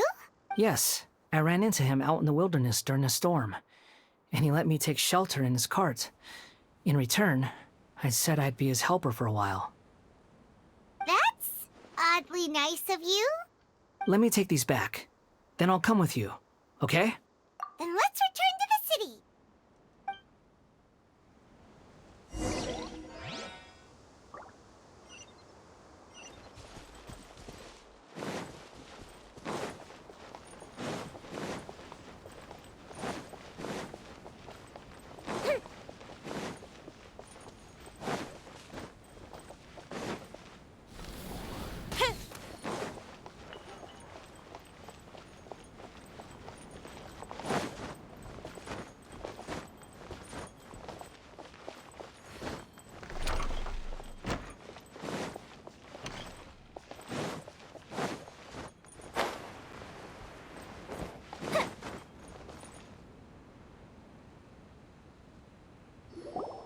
Here you go, boss.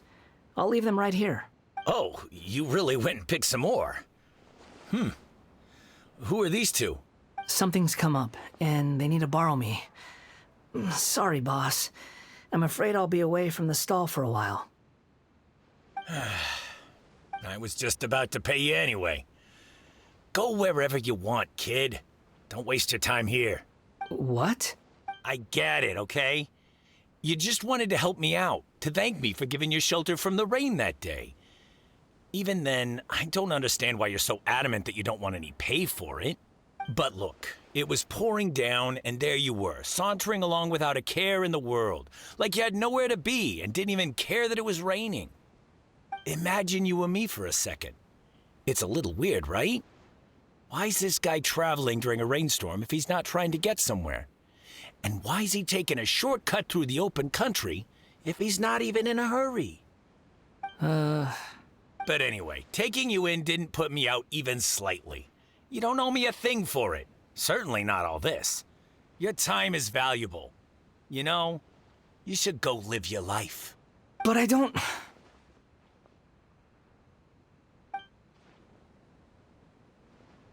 No, you're right. Then I suppose this is where we say goodbye. Thank you again for taking me into the city. Don't mention it, kiddo. I've run into all kinds of characters over the years. I just hope you find your path. Thank you. All right, done. Thanks for waiting for me. We can go now.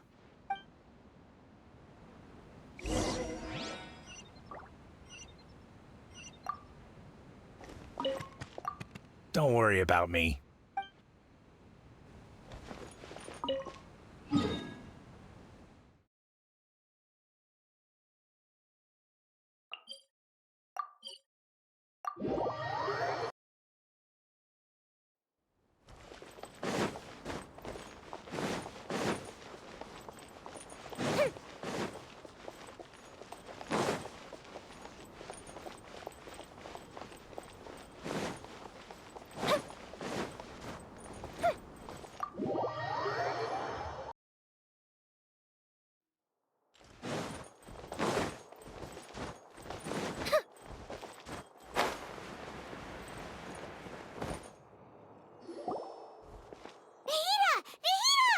What's wrong? Huh? Are you? Hello. I do apologize for the sudden intrusion. We found this guy in the street, but he doesn't seem to remember anything. So, yeah, quite an eventful walk. You say that you're trekking across Teyvat to train yourself. Many other Inazumans who describe themselves in this way call themselves Shugenja. Why do you refer to yourself as a wanderer? Well, it seems more relevant in my case. To me, it sounds like a plant with no roots. But these two claim that they know me, and that I have a hidden past unknown even to myself. I wouldn't call it the past, but rather... this is a difficult one to explain. I don't like to rely on using terms like this often, but in your case, it seems that it ought to be called, previous incarnation. Oh, like a past life or something? Yes, something far more distant than the past. So far away that you cannot perceive it. Okay, I have to ask. What was I like in my previous incarnation?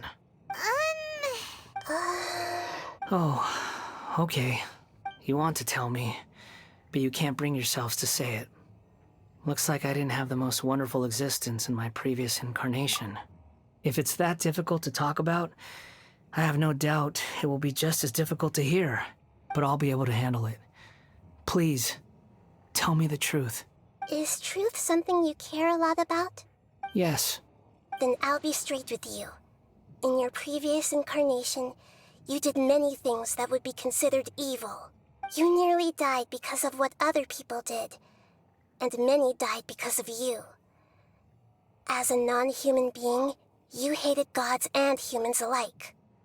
You drifted from place to place, never able to settle, even where you found status and identity. You adamantly believed that you were missing a heart. Actions rooted in persistence sometimes bear bitter fruit. Sometimes, you have to let parts of yourself go, or you'll never be happy.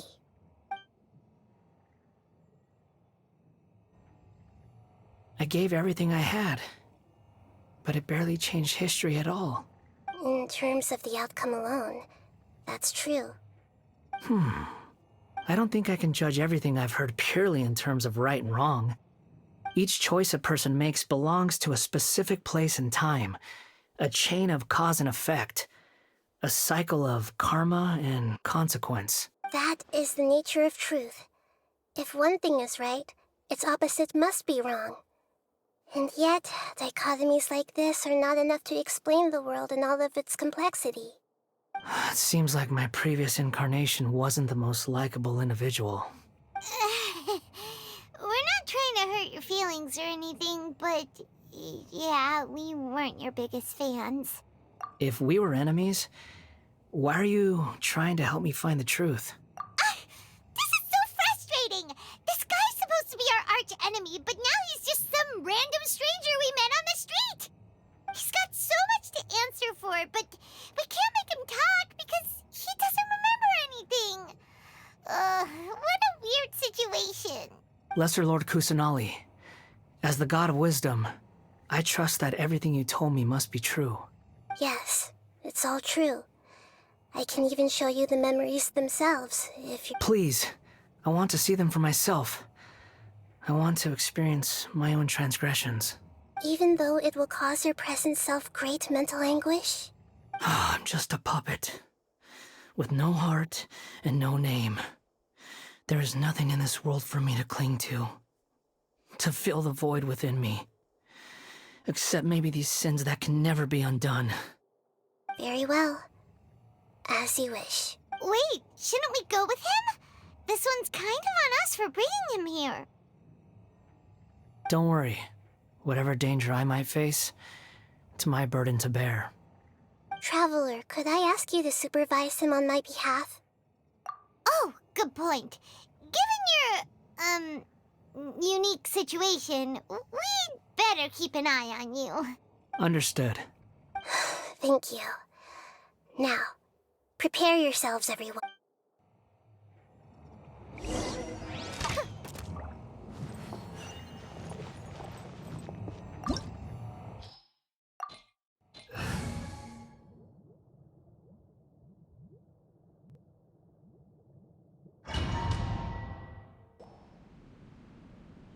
This looks like Inazuma.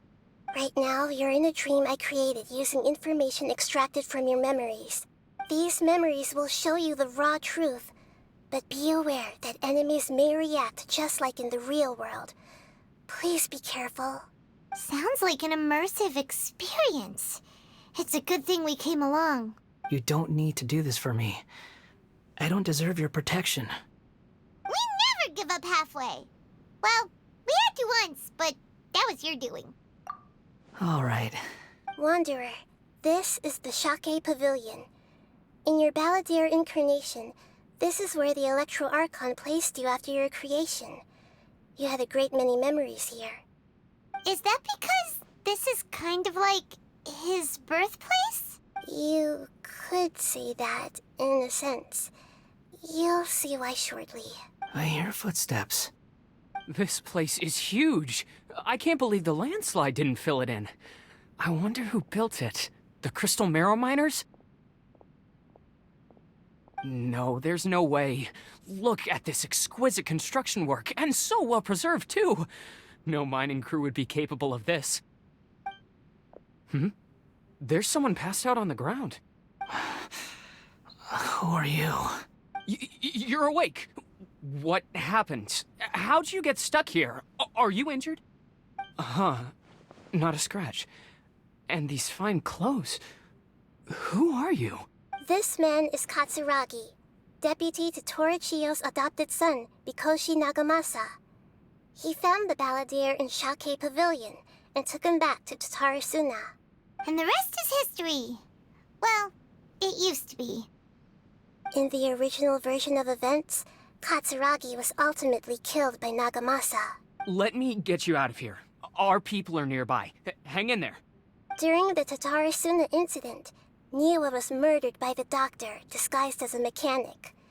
The Balladeer, then known as the Kabukimono, disappeared not long after. As the second in command at Tatarasuna, responsibility for what had happened fell to Mikoshi Nagamasa. But Katsuragi had sworn lifelong loyalty to Nagamasa after the latter had once saved his life. At Katsuragi's insistence, Nagamasa killed him to put an end to the Tatarasuna incident. Katsuragi seems like he was a good guy. He looks like a warrior, but he has a kind face. Why couldn't he live a long and happy life?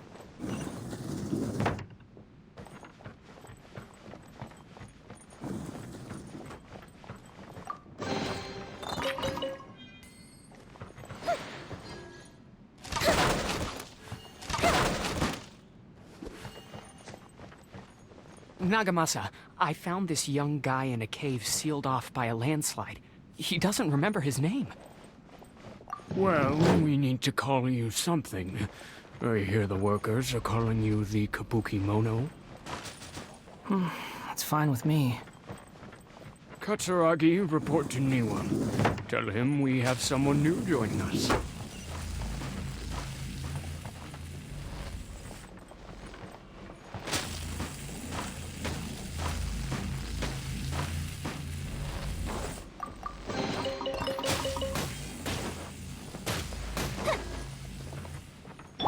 Allow me!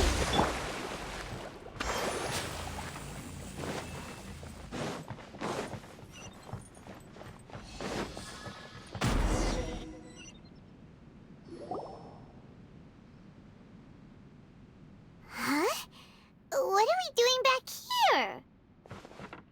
Whoa, this is where you were born? It's pretty, but there's nobody here. I was abandoned, like you. I lived here for a while at first, but there's nothing for us here. We can't stay. Okay. I heard my mom and dad used to make swords, but the factory manager died, and then my dad got sick. He kept coughing all the time, just like me. Then Mom started coughing too. But you can't. You promised me. Yup, we're family now. We're gonna be together forever and ever. This child didn't have a name. Or rather, the balladeer didn't know what to call him. His father died before he could name him. After his mother died, the child stayed in their straw hut alone. Some of the neighbors helped to raise him. After leaving Tatarasuna, the balladeer ran into this child who didn't have a name, just like him. They made a promise to live together. What happened to the child then? He died from his illness while he was still very young. The balladeer came home one day and found that he had stopped breathing. Hey! What's wrong? Say something! You promised me we could be family! You're no different from Niwa and all the others. You betrayed me too.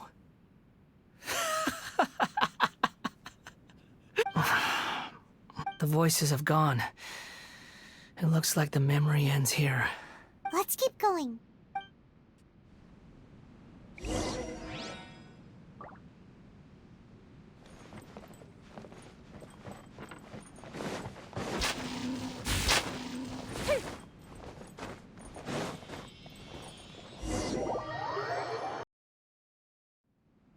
You do realize you're blocking my path. I come not to obstruct you. I've been waiting. What you are truly is a weapon. One that can be wielded with an iron will. Or continue to drift aimlessly. Are you trying to win me over? Long-fated rebellion has begun. Why not take your place at the banquet and join those who shall feast? Gather! Coming to be! Don't be a killjoy! We've only just begun! I miscalculated.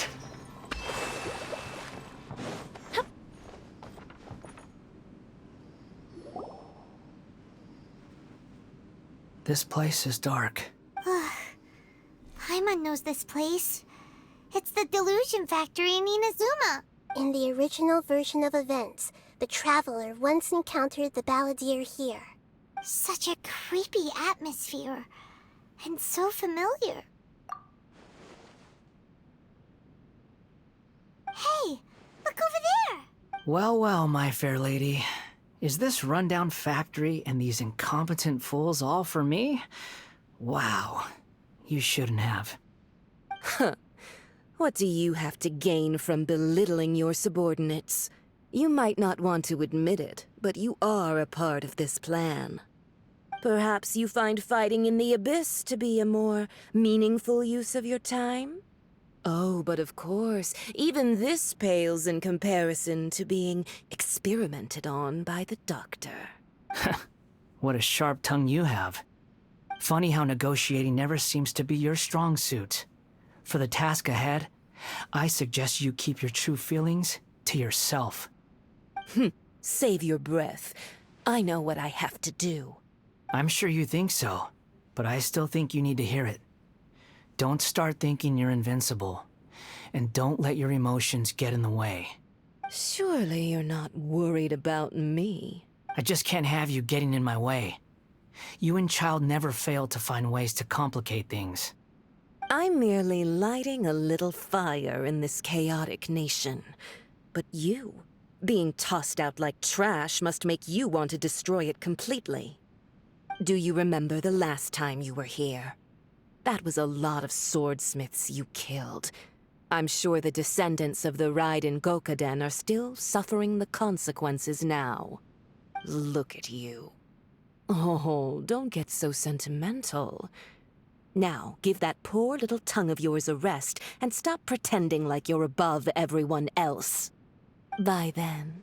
See you at the victory feast. Poor little tongue?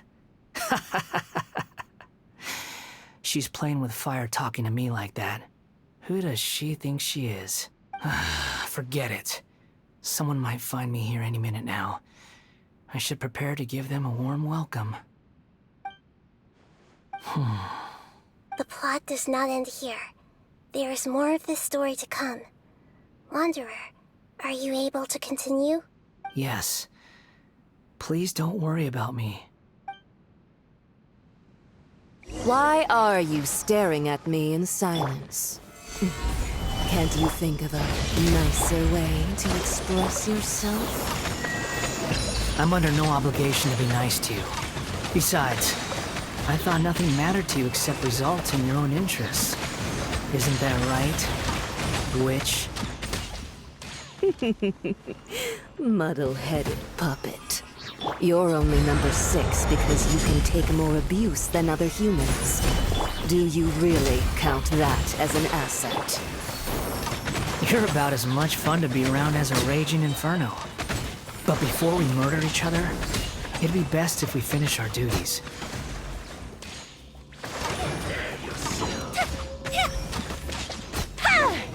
Can't run from death.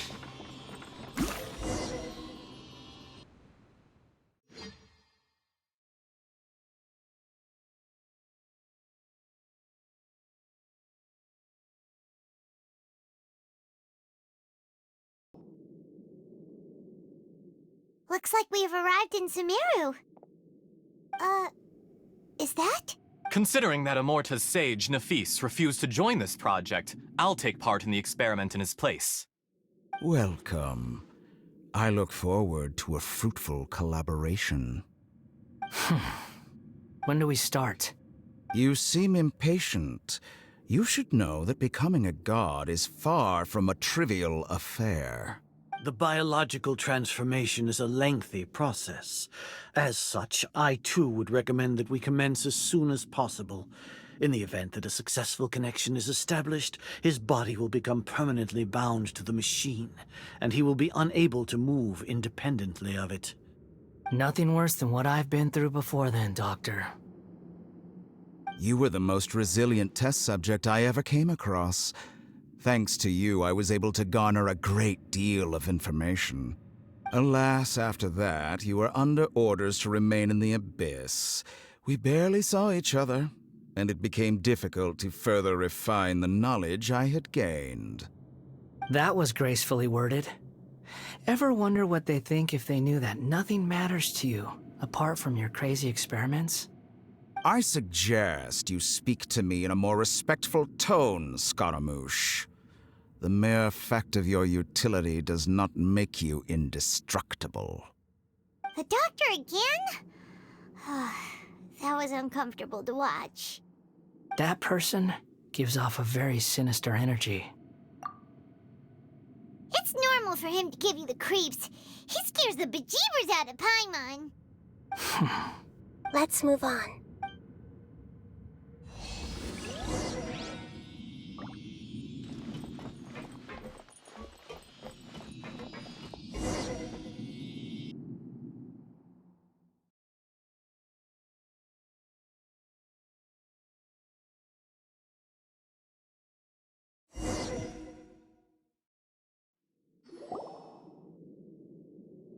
You're a god.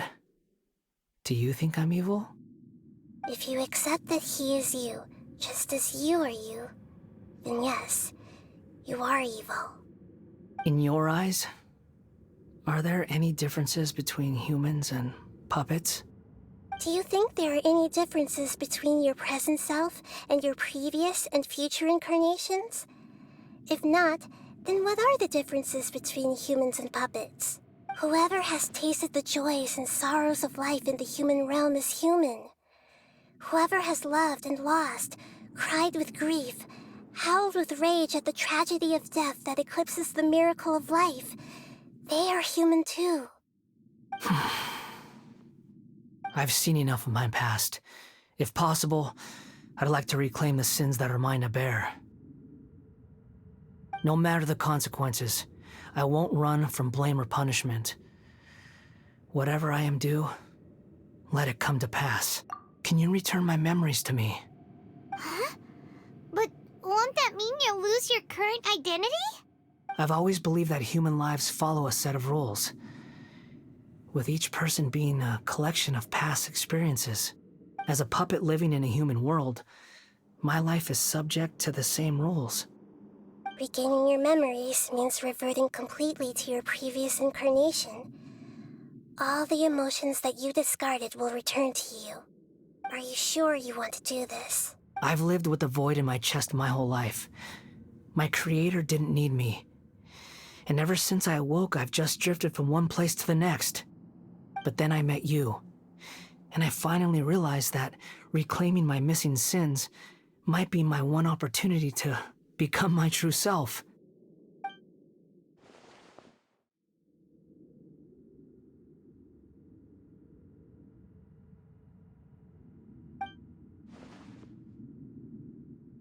I've always felt I have an innate tendency to yearn for something more, in a way that goes deeper than for most people. But for all my soul-searching as a Shugenja, I've never fully understood it. Looking at it now, it seems that I brought this curse upon myself. So I beg you, grant me this opportunity to gain a purpose, to change my destiny, and end my wandering. Very well. Since your mind is made up, I will return to you that which is yours.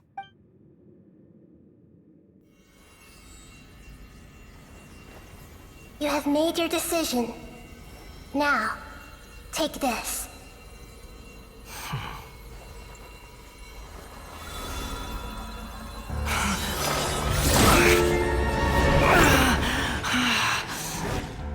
Set him free. A puppet? What's he doing here? You're a human as far as I'm concerned. Everyone's here. Wonderful. What a fine blade. Nagamasa will be thrilled. This is my...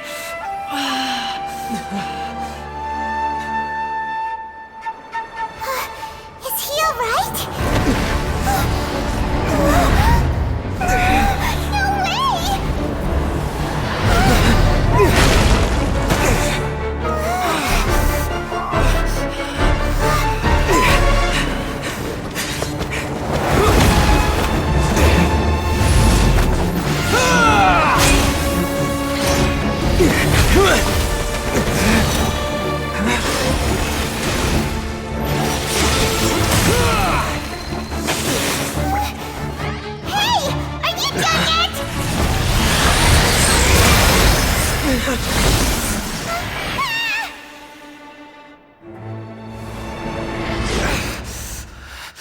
All worthless dross will be purged.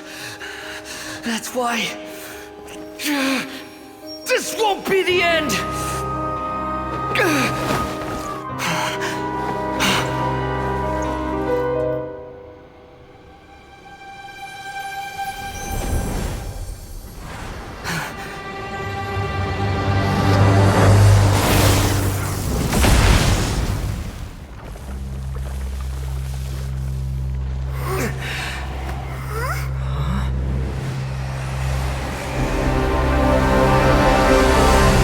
Now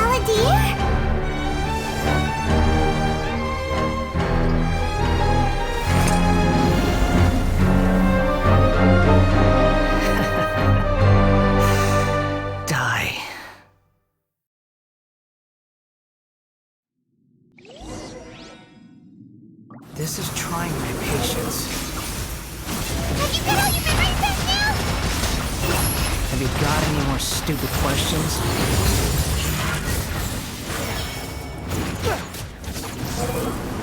Churn!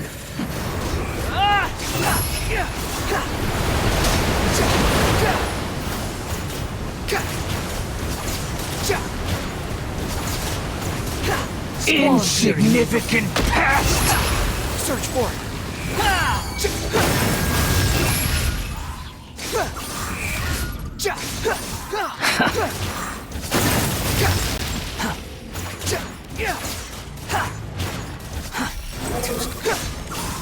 At my command, you shall fall! Bow your head!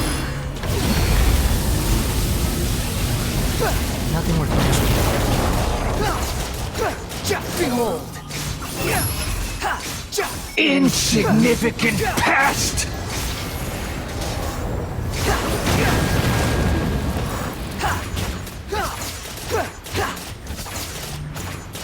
Squall and Fury! My endless cycle begins! Search for it!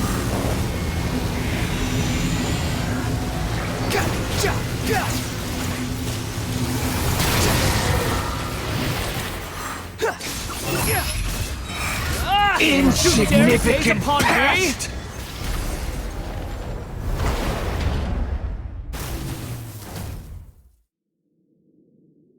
Imbecile! Get out of my sight. It disappeared. Did we win? What did you expect? I'd never lose to that. There's the tone of voice again. You're definitely back to your old self. Wait, but it was you inside that thing too. What have you got to be smug about? Sorry. I'm harsh on myself and everyone else. Just the way I am. You sound like you're concerned about me. But don't worry. Thanks to you, even if I didn't change a thing, at least I now know the truth. The memory recovery seems to have been a success. This dream has served its purpose. Come on. Let's continue this outside.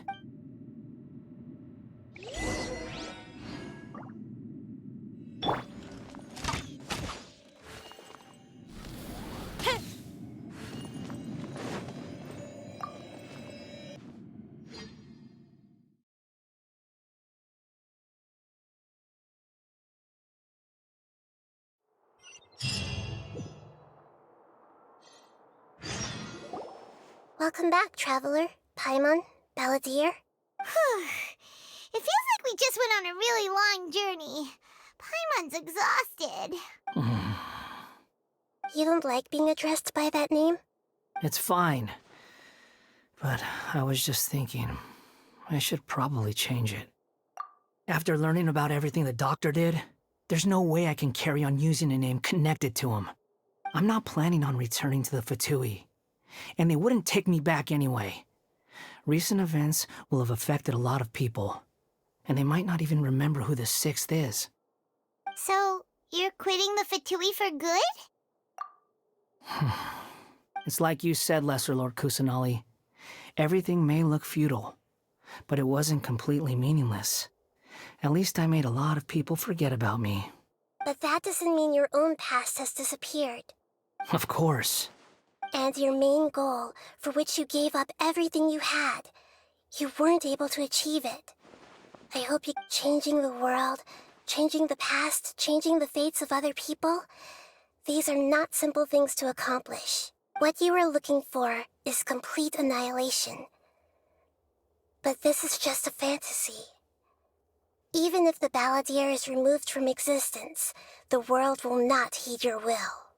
Indeed. How ridiculous.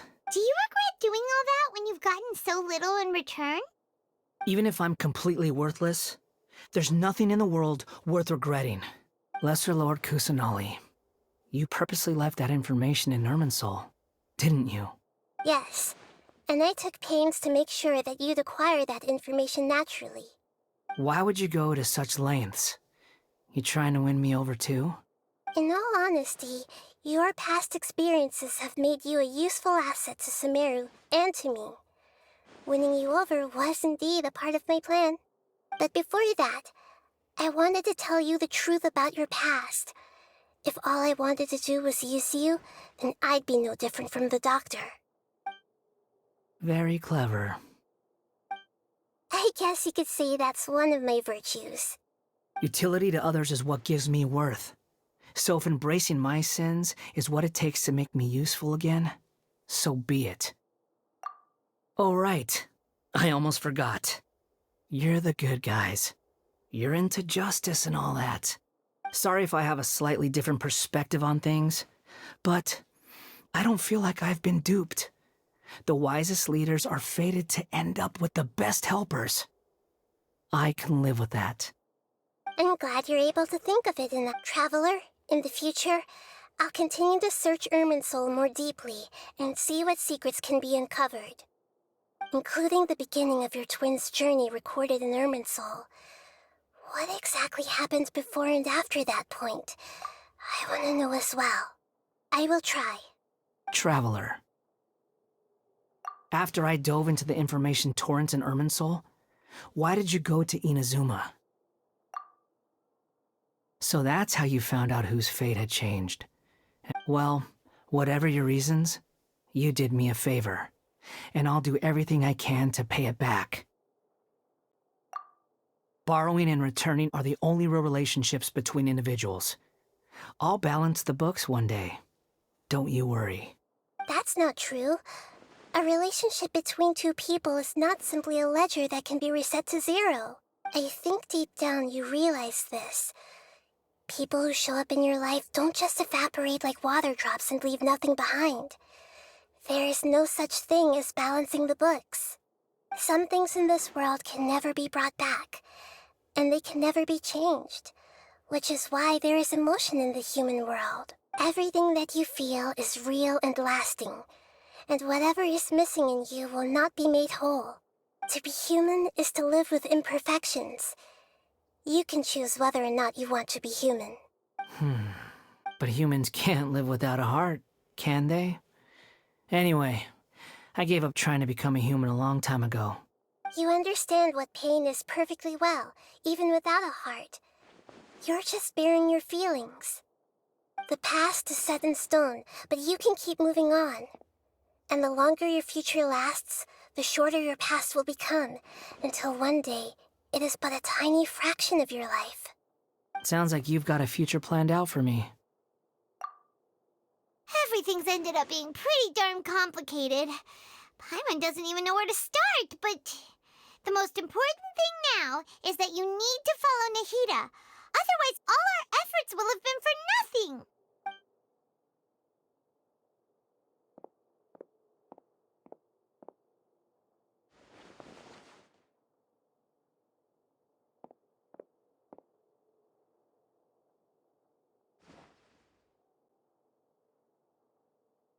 Then I guess I'll be helping you from behind the scenes from now on. I'm glad that you've accepted our proposal. Why don't you choose a new name to celebrate? Ooh! Paimon wants to pick an ugly nickname for you, too! Why? Because Paimon still doesn't like you that much. Then I hope we don't see much of each other in the future. A name is life's first gift. You didn't say it out loud, but I know that's what you're thinking. The Traveler and Paimon have helped you a lot. If you can't decide on a new name, maybe you can ask them for ideas. No! Paimon only does nicknames. If it's a serious name you're after, it's all yours.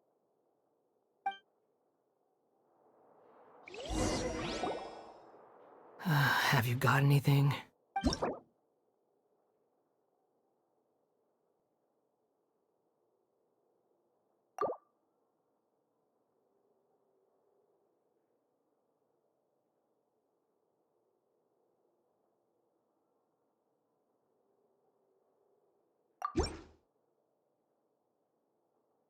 Are you sure?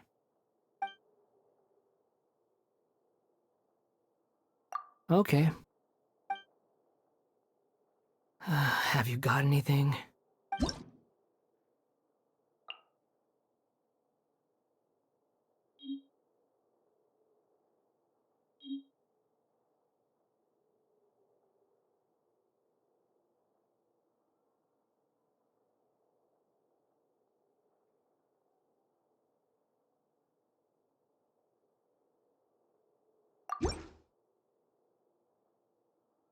Are you sure?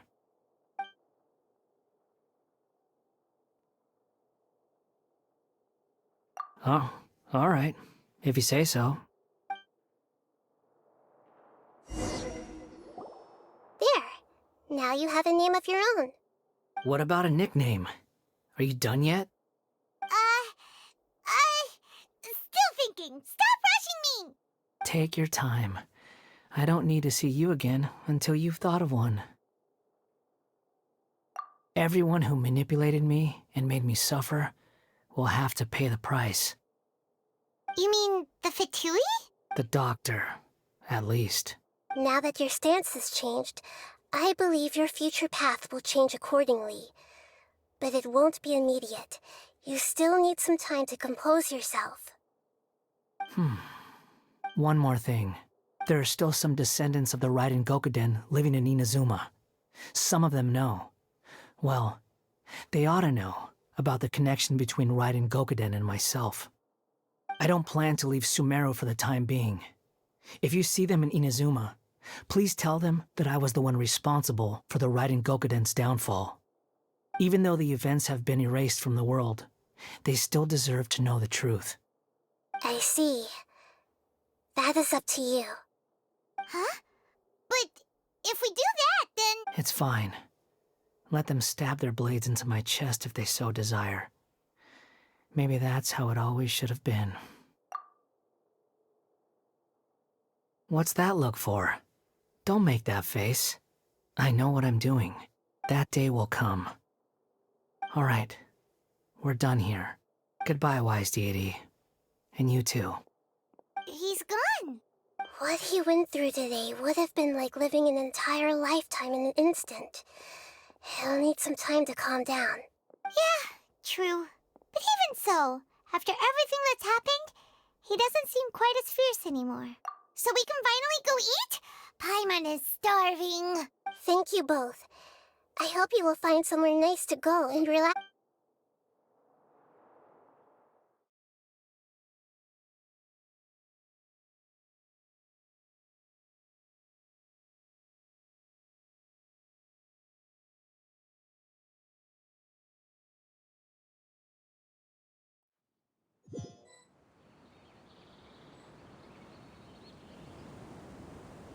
I've got it! I can end my novel with some words from Mikoshi Nagamasa. You mean because everyone else in the story is dead? Yeah, I heard that Mikoshi Nagamasa died at a ripe old age. He's the perfect fit to be the narrator of the epilogue. The dark clouds had dissipated, but they continued to cast their shadow in Mikoshi Nagamasa's mind for decades to come. Then, one night, as an old man, he had a dream. On the night when that prized blade, the Daitatara Nagamasa, was forged, the people rejoiced, and there was painting, dancing, and drinking. All these expressions of joy melted down in the furnace fire and turned into red clouds that rallied around the final sunrise that Mikoshi Nagamasa saw in his lifetime. Life is a story too long to be told, a journey that you must walk to behold.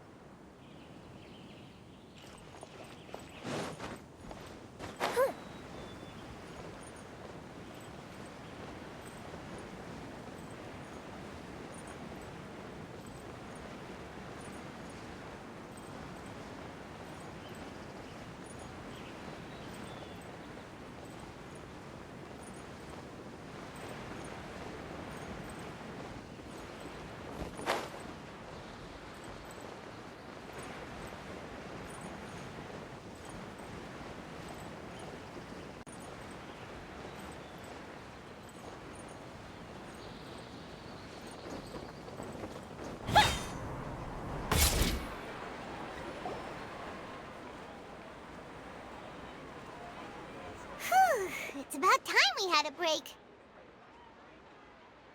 As soon as you stop, all the tiredness and hunger comes rushing back. Wow, great! Huh? Look at the vase. Did someone break it while they were cleaning the room or something?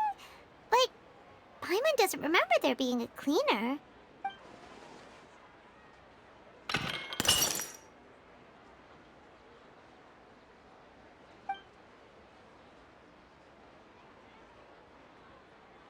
You sound lost and confused. I know why you are troubled. Any who knew of this would find their mind overwhelmed. Huh? Is there someone here talking to us? Unfortunately, the fate of Tevat cannot easily be changed. Perhaps a god may have a slim chance, but for anyone else... When a small animal runs into a tree trunk, though the tree may sway, it is not displaced. Like a vase that falls to the ground. Whether it is broken by a cat or by a bird, the result is still a broken vase. Is it? Who are you? How do you know about all this? History does not change easily, but human hearts can. Believe your own eyes. Only that which you see is true. What is unseen is but an illusion. The voice has disappeared. And who the heck was that? And what were they doing coming out of nowhere and saying all that scary stuff?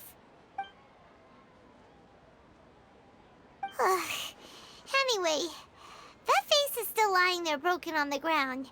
Should Paimon go get someone to clean it up? It feels wrong just leaving it there. Just a moment. Paimon will be right back.